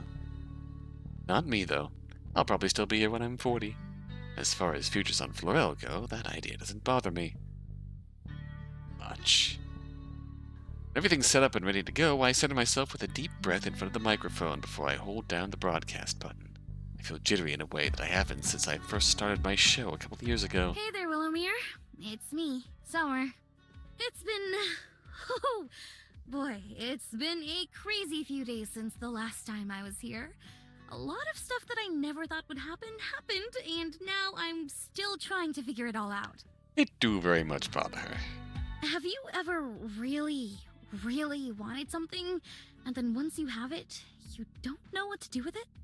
Like, you didn't really expect this wish to come true, so you didn't plan this far ahead. That's kind of where I'm at right now. See, I have these friends. I was worried that I couldn't call them that anymore, because it's been years since I've seen any of them. I won't go too into it. Anyone who would actually care already knows all about it. I was worried that maybe they hated me, or they'd never want to talk to me again. Because if they did, then they would have, right? That's what I told myself. But then, this past week, I got to meet up with all of them. And surprise, surprise, they don't hate me. I still get to call them my friends after all. It felt so good. It felt like a part of my world that was missing came back. Now, I'm worried about losing that part again. I got a second chance I didn't expect, and I don't want to blow it. I mean, these are rare enough as it is. No way do I get a third try. Right now, it feels like anything could happen, good or bad. That's really scary, because I haven't had anything to lose before. Not for a while, at least. So that's what's on my mind tonight, but enough for now. Here's some music. Take my finger off the button and let the mic go cold as I load up the first couple of tracks. It's nice to imagine that people listening to my show like hearing me talk. I'd be just as happy to find out that there are folks who tune in because they have the same taste in music. At least that way there's something we'd both like. Besides, I think there's a kind of connection that you automatically have with someone else who enjoys the same songs as you. I think that resonates in both of you. I think that goes beyond any words I could say anyways. Besides, I don't know who else might be listening. My thoughts drift in that direction while I stare out the window, just swaying into the sounds. A few songs later and I go live again. After I press the button, it takes me a second to start talking. Still here, still summer.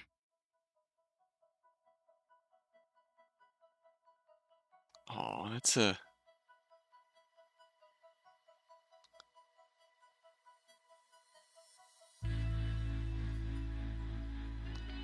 Don't mind me, I'm just enjoying this sound for a moment. That scene title and that soundtrack name. That's really cool. Hope you're having a good evening here in Willowmere. or a good morning, or day, or whatever if you're somewhere else. I was just thinking about music and how it connects us. First time someone's ever thought about that, I'm sure. Absolutely. But mostly, I was thinking about how cool it is when you meet someone else who likes the same stuff you do. It's nice to just automatically understand someone like that and be understood.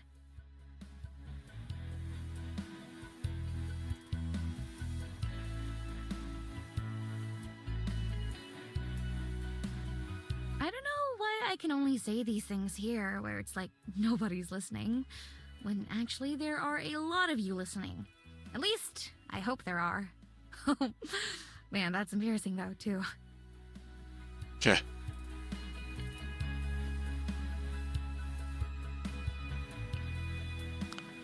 The thought of potentially hundreds of strangers listening to me whine about my life is vaguely mortifying, but it's also kind of freeing. They might know my name and my voice, but beyond that, they don't know anything about me. Just what I tell them. People listening to my show, I could be anyone. So what if I embarrass myself or overshare a little? They can listen to another station. If anyone I do know happens to hear this, then it's not like I'm saying anything I don't actually want them to know. Like always, the rest of my show passes on the same way. Long stretches of music interspersed with me talking. Before I know it, nighttime has set in. With only 22 hours in a Floralian day, it doesn't take long to go from twilight to no light. As the final note of the final song fades away, I clear my throat and then lean into the mic for the last time. Alright, that's it for me. The CosCon is tomorrow, so who knows? Maybe our worlds really will change after seeing it. Maybe we'll be different people next time. Guess we'll find out. Good night, Willowmere.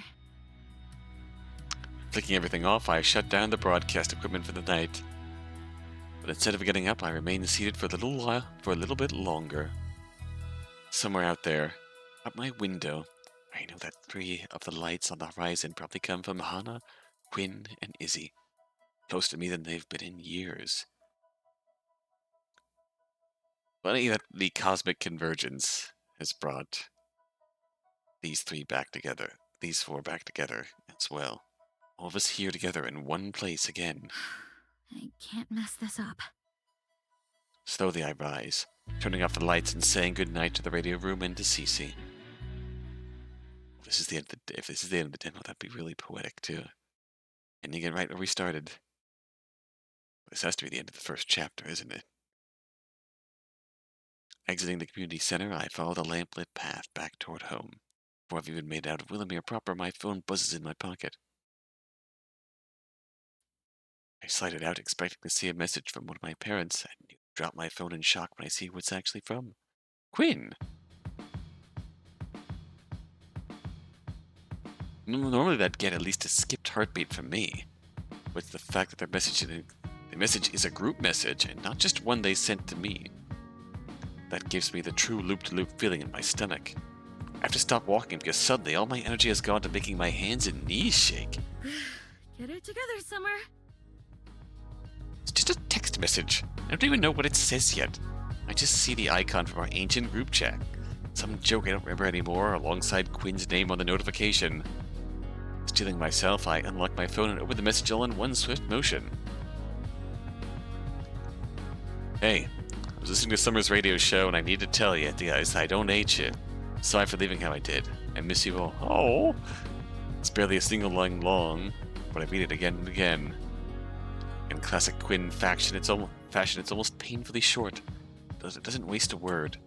In fact, coming from them, it's extra meaningful. You can practically see them blushing as they force themselves to be this honest.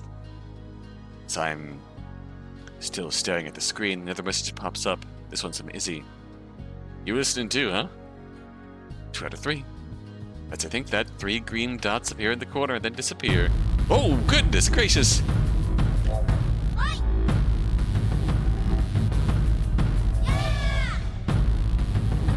Tickle, tickle, tickle. Oh no, tickle attack! Goodness gracious! Bang, hello, thank you for the raid! Let me get a shout out going. Goodness gracious, hello and welcome! Welcome back. We are at the edge of the universe with Summer. This is Summer. This is by Studio Élan as well. The same folks who made Twofold, which I am going to go back and finish one of these days, but this is full of lovely vibes. I think we're getting close to the end of the demo for tonight, but this is the demo of Summer at the Edge of the Universe. The game category says National Park Girls because this game doesn't actually have a category on Twitch yet. The demo just released like a few days ago, but I wanted to give this a shot, and this has been really lovely so far. It's... The Steam page describes it as solar punk, which I don't actually know much about, but it's really lovely. Our girl Summer here has been living on Florel for yeah. I went with National Park Girls because that's by the same developers. This is by Studio Élan. But that probably would have been the better category, but fair enough. So what we've been going through this first chapter here. Yeah. Our girl Summer here has been staying on her home planet where she grew up, the lovely world of Florel, for like the past 5 years since graduating high school, and over time, their group of friends drifted apart over time. In that awkward, growing apart way where time just brings their friend group to different corners of the country, and after a while it just dries up and distance forms between them. Hi, Mark. Yo, Joey, thank you for the follow. Hope you enjoy your stay here. Thank you for the tickles. Thank you for the tickles. I did not get to ask, how did your stream go? I missed what you were streaming previously, but how did your stream go?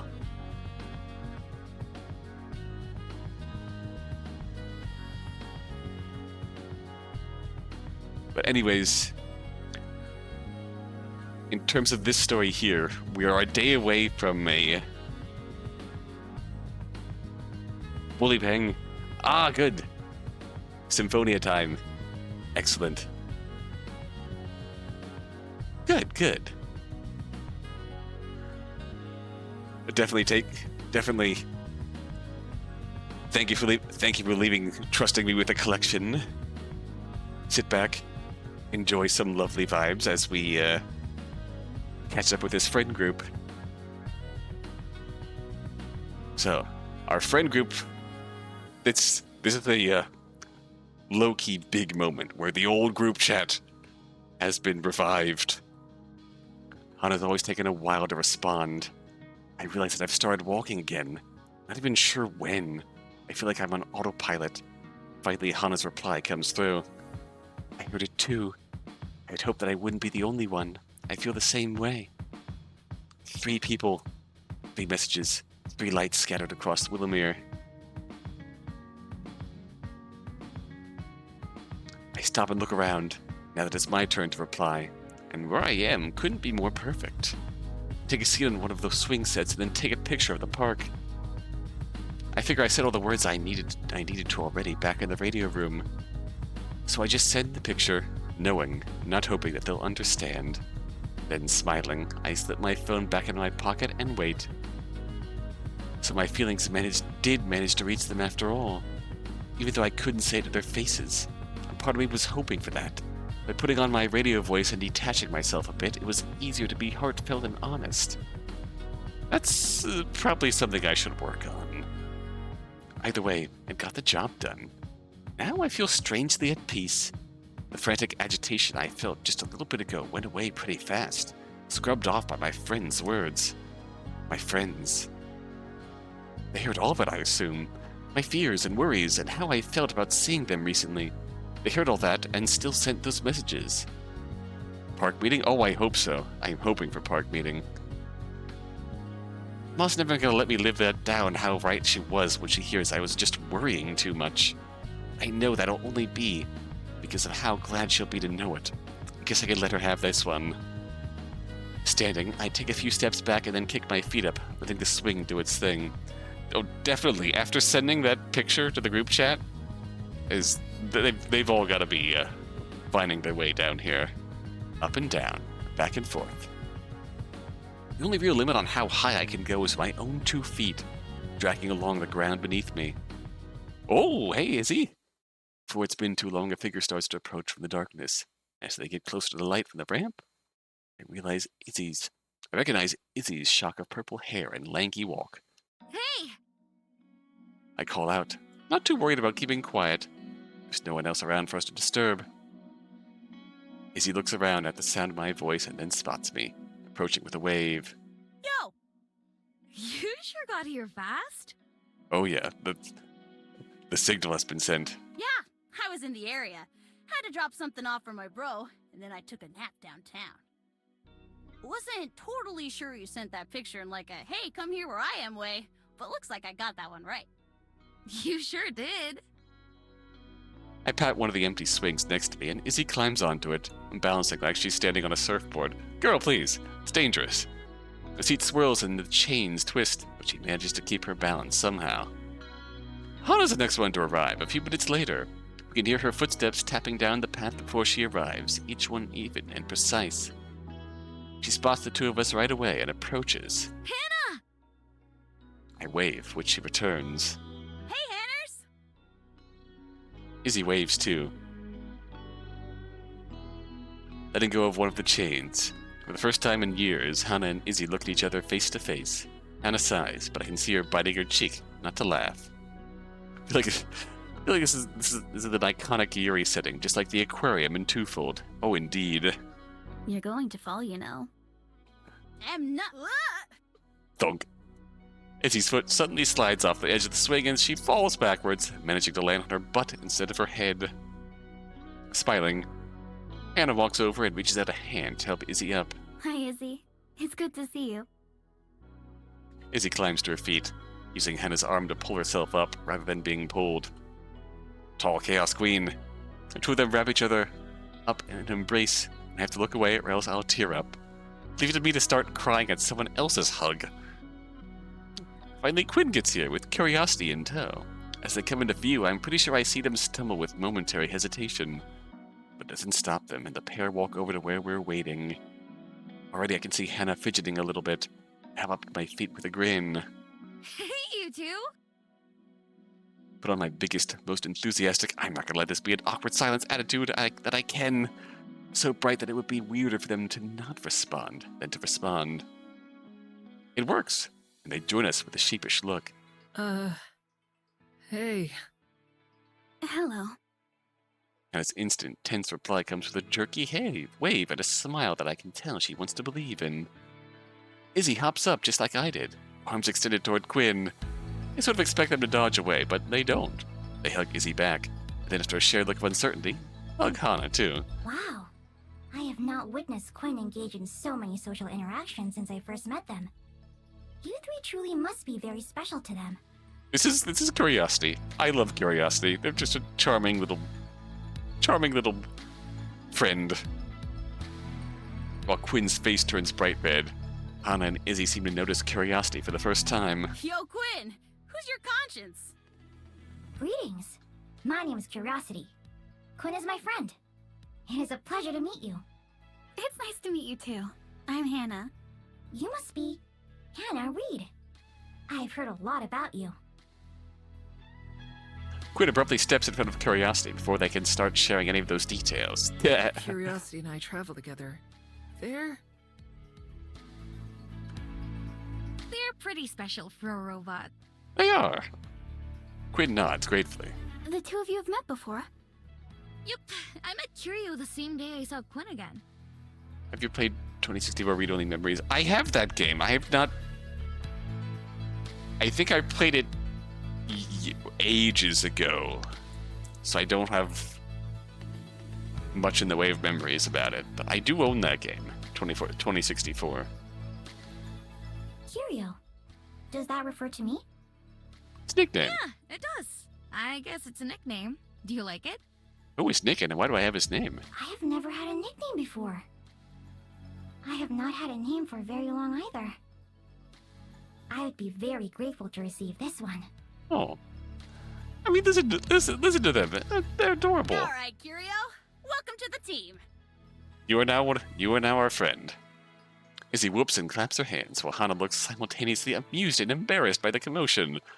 I clap a couple of times, too, and even Quinn looks happy for their robot companion.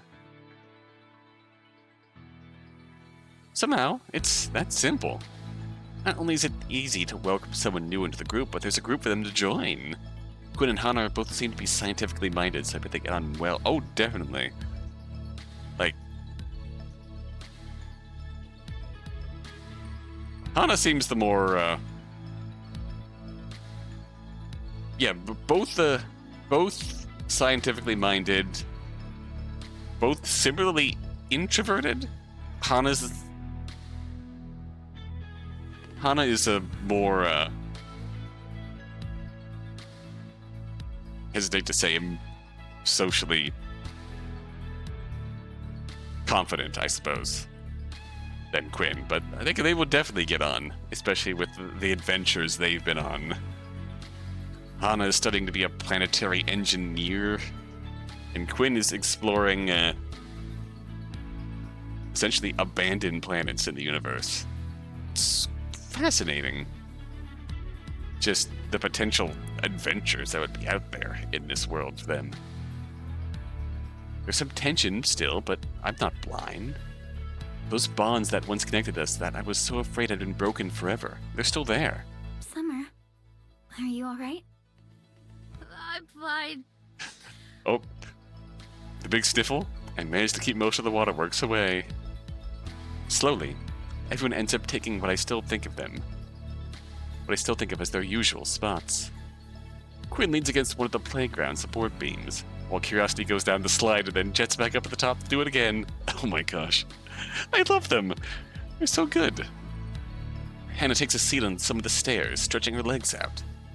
Izzy dangles from one of the monkey bars, even though she's too tall for it to really work. Quinn clears their throat to get everyone's attention. So, I said it in my message, but I'm sorry for just leaving all those years ago. Over something as small as a birthday party. It was stupid. Ah? Ever since then, I've wished that I hadn't. But I didn't think any of you would want to hear that, and I understand if any of you can't forgive me for it. Slowly putting together the mystery of what happened that led to Quinn leaving. While they're talking to everyone, I can see that Quinn's looking right at Hana, who's staring at the ground. Oh. Hana mumbles something in response that I'm sure none of us can hear. Before anyone can ask her to repeat herself, she straightens up, tears in her eyes. Of course I do. I missed you just as much as everyone else. The first time since they arrived, Quinn really smiles. Curiosity, on the other hand, looks confused. Wonder just how much Quinn told them about us, and when what? Noticing the giant question mark on their friend's face, Quinn gets a little red again. It was... Hanners was busy and couldn't make it to Quinn's birthday party, and Quinn felt like she didn't want to be there. Oh. Well, they both look kind of embarrassed. Quinn and Hana both nod. Pretty much. I could have made more of an effort, it's true. I regretted it the minute it was too late. Curiosity looks up at Izzy in wonder. Thank you. That was most efficient communication. I'm just telling it like it is. Out of the corner of her eye, Izzy winks at me. The way she tells the story is true. Hana was supposed to come back to Florel, but decided not to take time off of school. Quinn, feeling hurt, left and never came back. So suddenly it was just Izzy and me. The two of us hung out together a couple times after that. It never felt right. Like the absence of Hana and Quinn was a black hole, a void that we couldn't fill. After a bit, we stopped trying. Ever since then, we've all been on our own, apparently wishing that we weren't. It sounds so simple and so dumb, mostly because it is. Eventually, missing them just became normal, and so it all remained unsaid. But here, tonight, it all feels right again. Four of us talk for at least a couple of hours, although the time flies by. Hana's the first one to yawn, setting off a chain reaction that spreads to the rest of us and makes me realize just how late it's gotten. I know we're all going to have to part ways again soon, but I'm determined to make sure it's not the last time. When there's a lull in the conversation, I hop to my feet. My butt's sore from sitting in the kids' swing for so long, but somehow, I don't mind the pain at all. I think this is my favorite song in the soundtrack so far, Giant Leaps. Hey, so tomorrow, the CosCon. I'd love to see it with all of you. Like this. Together, if, you don't have any other plans. I'm already prepared to be turned down, since it wouldn't be a surprise if they're busy. I'd like that. My parents will enjoy their time together, I'm sure. Yeah, my moms are gonna make a whole date out of it, too. We love that. We love that for them. I'm not busy either. You bet I'll be there. Heck yeah. Good, you better be. What about us, Quinn? Will we be joining? I'd like to. Yeah. As long as you're up for it. Oh, good. I do want to. I've enjoyed spending time with my friends tonight. Yes. Goodness, you're right. We are Then it's friends. settled. I clap my hands together for emphasis. Tomorrow night at the usual spot? Everyone agrees, and we all pair up for one more round of goodbye hugs before everyone heads back home for the night. Even after I'm alone again, I linger in the park a little bit longer, staring up at the stars as I slowly make my way home. The joy I feel in my heart right now is unlike anything I can remember, at least not in recent memory.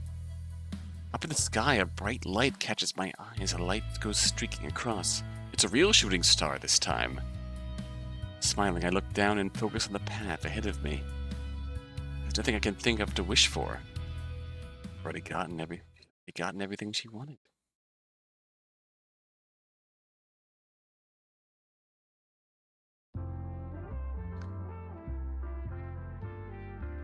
It may as well be a holiday. Buildings are empty and the streets are full of people dancing, laughing, and singing. Our planet is the kind of place that people visit to relax and sightsee safely. You come here, it must be because you really like grassy plains and rivers. We don't have a crazy geology or galactically famous cities or people. Nothing that's exciting or special. So we'll take every chance we can get to have a celebration. There's a party on every corner of the city as my moms and I pass through. Rainbow-colored streamers are draped over the plain stone columns and brick walls. A new mural drawn by the kids at one of the local schools has just been unveiled. A few streets away, there's a symphony performing. It's too far to hear what songs they're playing, but close enough to catch the occasional melody. I'm sure that once I leave to meet up with the others, my parents will end up at the concert. Mom can't hear a violin without crying at how beautiful it is. Mood. Kids charge past us carrying brightly colored party lasers. Party lasers?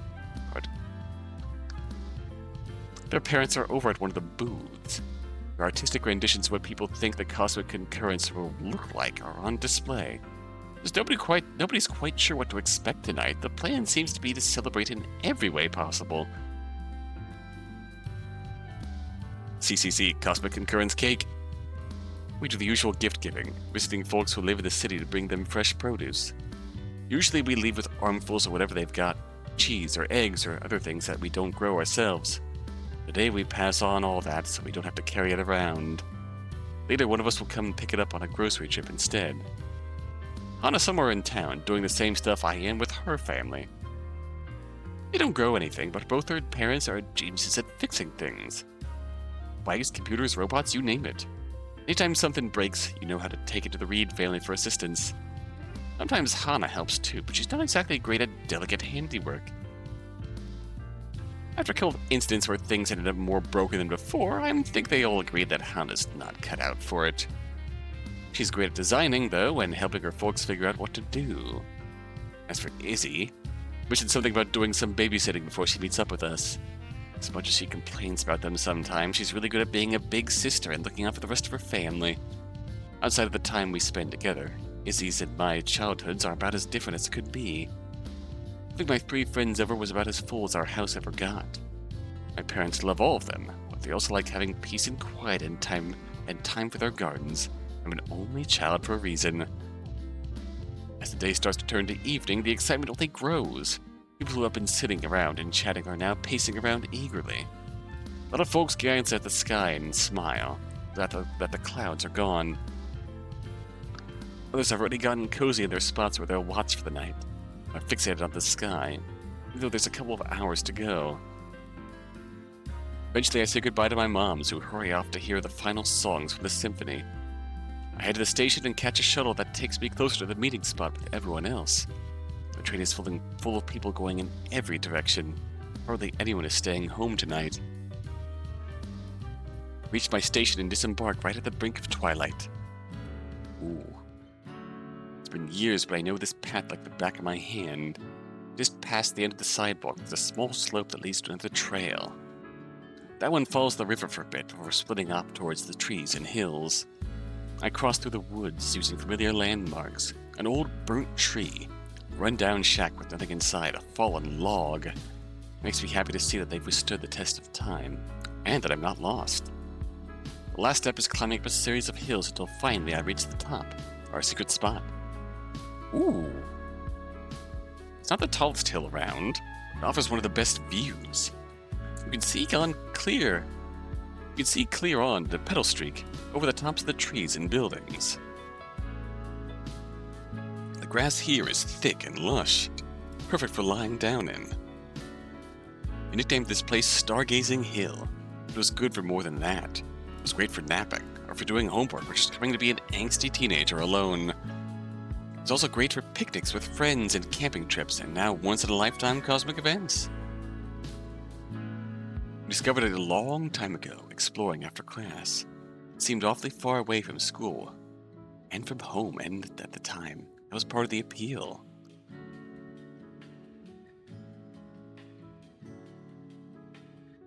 Now I'm glad it's as close as it is. A station hop and a short hike or nothing. I notice a Quinn-shaped silhouette sitting on the ground nearby, almost hidden by the grass. They wave without facing me, so I make my way over. Am I that noisy? Curiosity spotted you coming up the hill. You're the first one here. Smart buddy. Third, counting you two. How long you been here? A while? We have been staying on this hill for 117 hours, 19 minutes, and 34 seconds. Oh my god, have you been staying here since you came back? That's... You've been here almost a week? Goodness gracious. Yeah, since we landed. This is where we've been staying. Leave it to you to pick the coolest place and not tell anyone. I wasn't trying to hide it. It just never came up. It's fair. Uh-huh, sure. They look up at me. Worry plainly written on their face. I shouldn't be surprised that they're still a little guarded. It's been a while. Just teasing, don't worry. Mind if I sit down? Sure. Oh. They scoot over and I plop down beside them. The thick grass sways gently in the breeze, and a whispering blanket that stretches all the way back to town. But it's also good for makeout sessions. I wonder if they'll be relevant at all. Possibly down the line.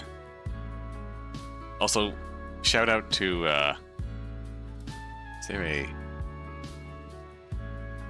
It hasn't changed at all, has it? Yep, there we go. There we go. I just wanted a shot of Quinn hugging Curiosity here. Because that's just precious. Gazing out at the unfolding evening, I know what they mean. There are a few more homes and buildings now than there were before, and a few marked trails and pathways where there used to be none. Up here, though? Looking out from afar, I feel the same as I did a couple days ago, looking out for the radio tower. Knowing that there's more out there, and wanting to see it for myself. We used to stand on this hill and swear that someday we'd see it all. Cities, planets, galaxies, whatever. Never mattered where. All we wanted was adventure. To see and share something special with each other. Once we were old enough for it, real life got in the way. Now that it's come full circle, now that I'm here again with Quinn, with the others on their way. You're right. It's exactly the same. They smile. Nothing more needs to be said. Before long, Curiosity stirs. They here? The others are arriving now. Hana and Izzy crest the hill. Izzy's in front with Hana trailing behind. Hey, you two! I hop up to greet them. Yo! Yo, yo. Oh, there. Hana's somewhat out of breath, but she manages to straighten up and smile. We're not late, are we? I ran into Hanners on the way here and couldn't just leave her behind. Did you literally drag her up here? We have plenty of time, I told you. You literally dragged her up here. Uh-huh. You sure we're taking yours? I was walking at a perfectly reasonable pace, thank you. You were the one who was convinced we could find a shortcut. Oh no. Look, I did what I had to make sure we got here on time. Mm-mm. Hana glares at Izzy, who gives her the most innocent face she can manage in return. For Izzy, that's not saying much. Both their expressions melt into smiles at the same time. I can't believe I missed you. Hey, me either. Nope, nothing's changed. Come on, we're over here. Return to my spot next to Quinn in curiosity. The new arrivals find a place to get comfy, too. Hana settles down on the grass where she is, and Izzy wastes no time sprawling on her back and taking up enough space for 3 people.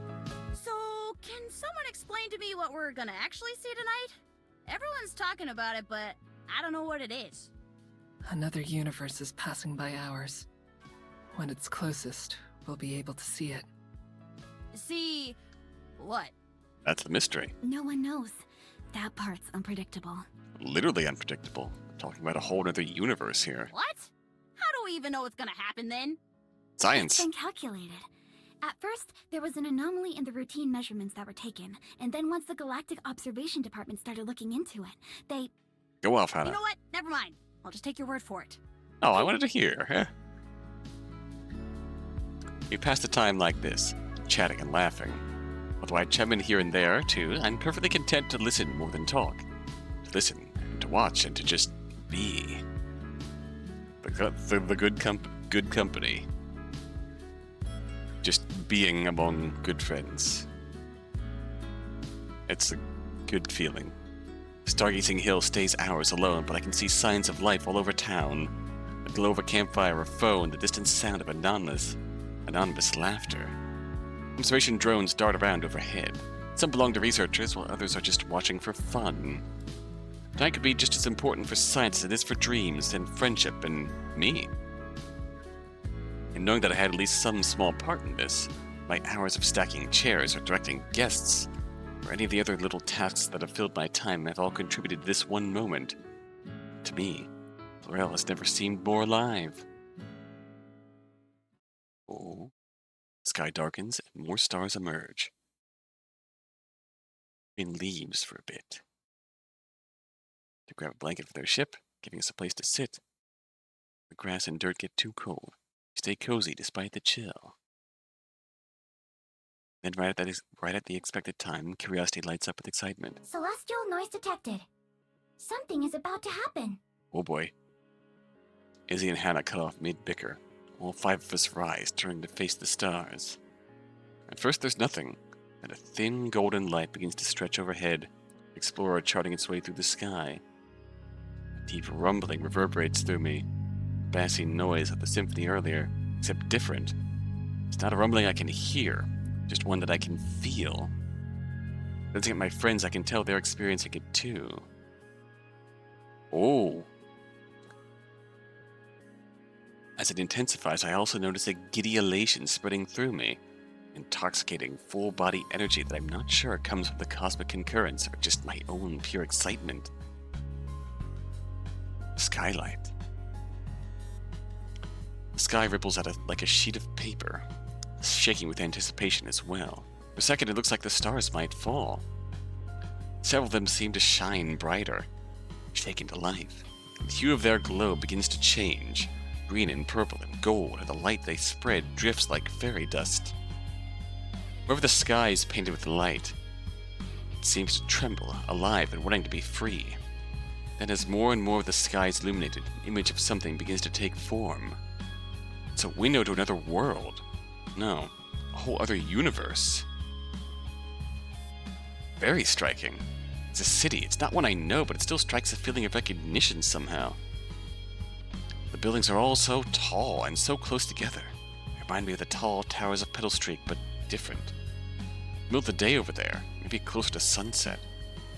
Really enough that their sunlight is almost blinding against our night sky. Reminds me of watching a movie in a dark room.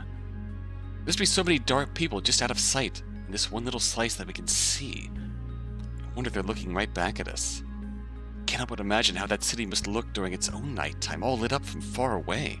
Bet you could count the lights from here, just like you can try to count the stars. How much farther does it stretch out past the edges? All those people who must live there. I wonder if they're any different from us. What their lives are like compared to my own.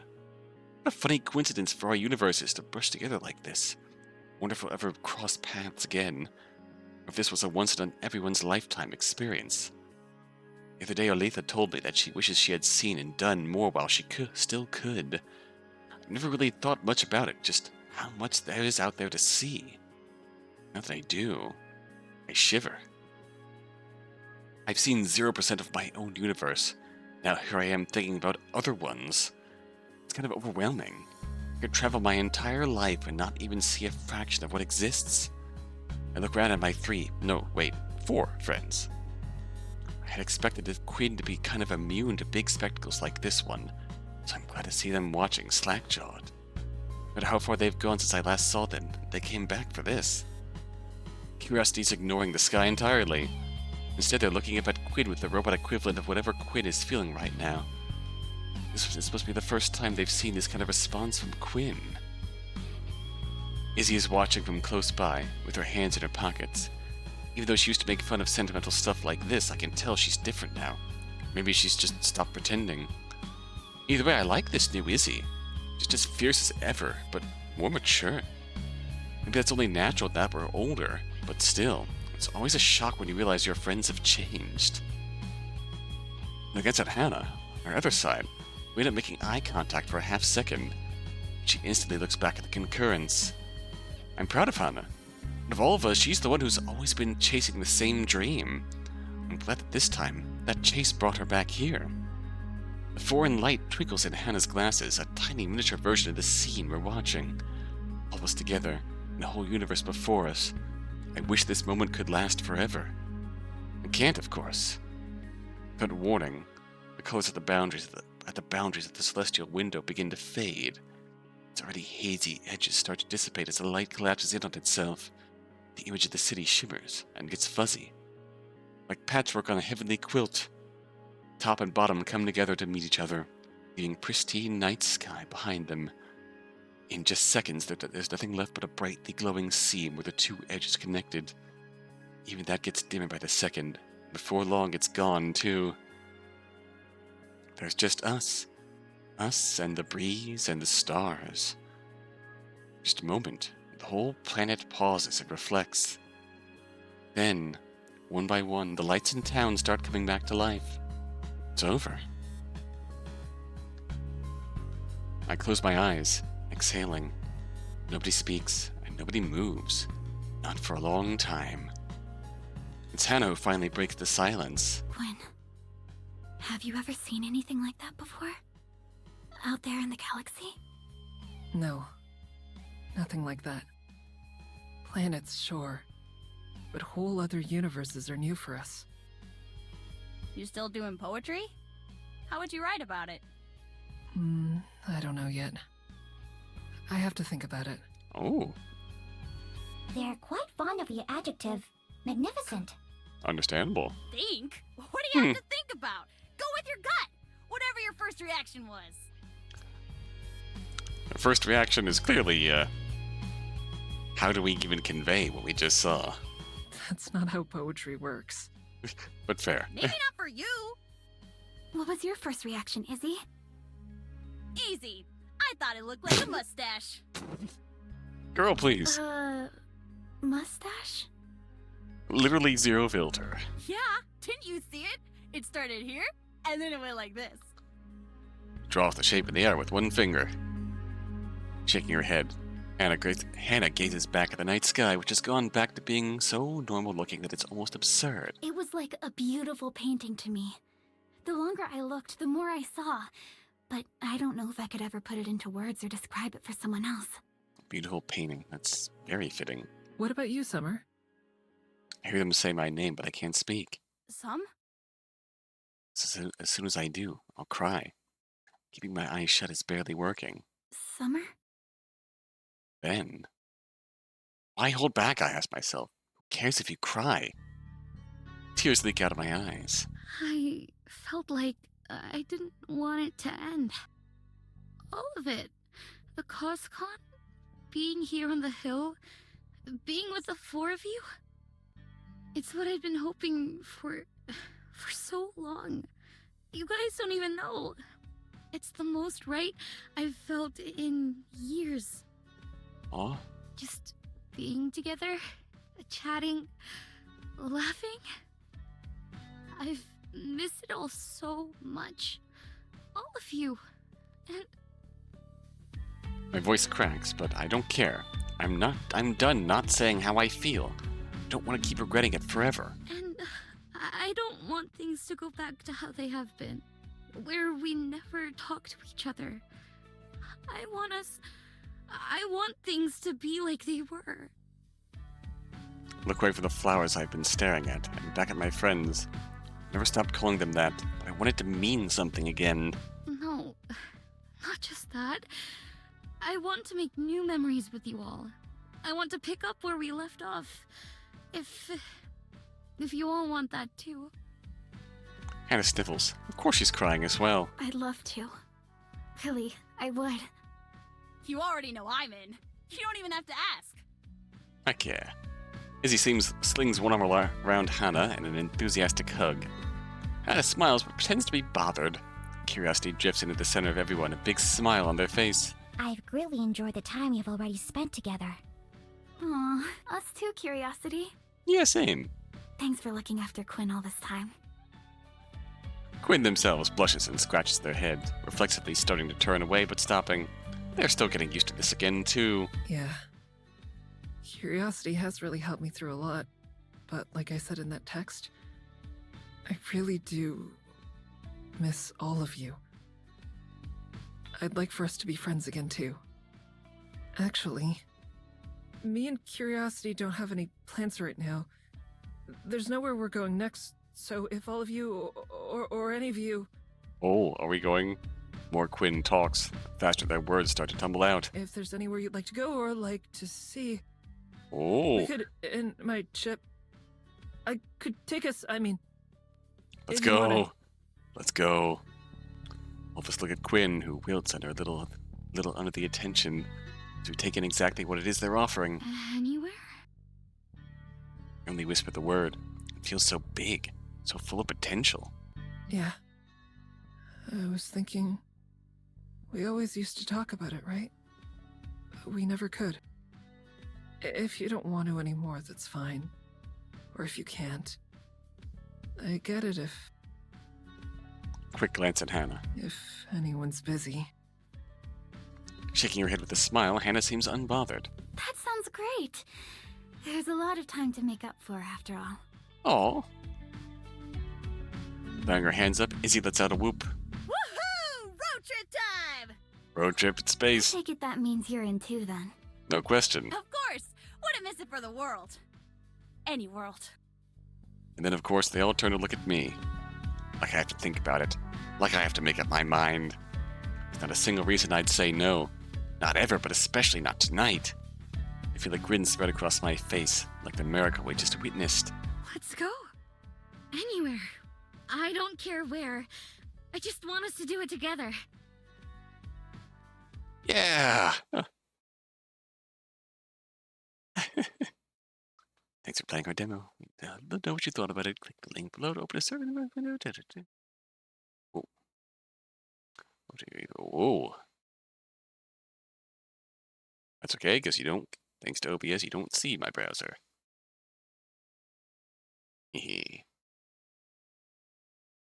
So that is the end of our demo of Summer at the Edge of the Universe. We'll return to title.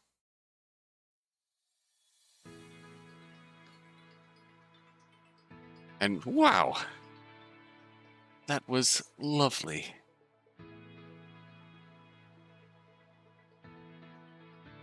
Oh, we do have the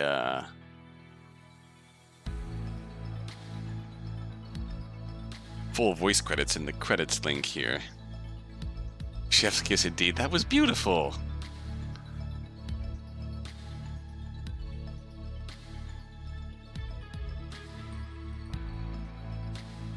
That was absolutely beautiful.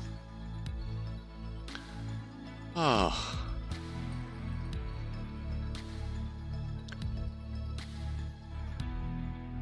And God, this was the first act of the game here. Just a straight up. Oh my goodness! I see someone playing Heart of the Woods, and we have to raid into them.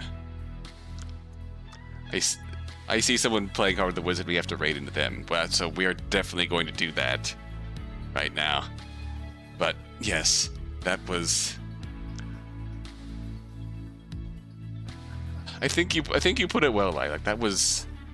It looked fantastic, but it was so much better than I was expecting.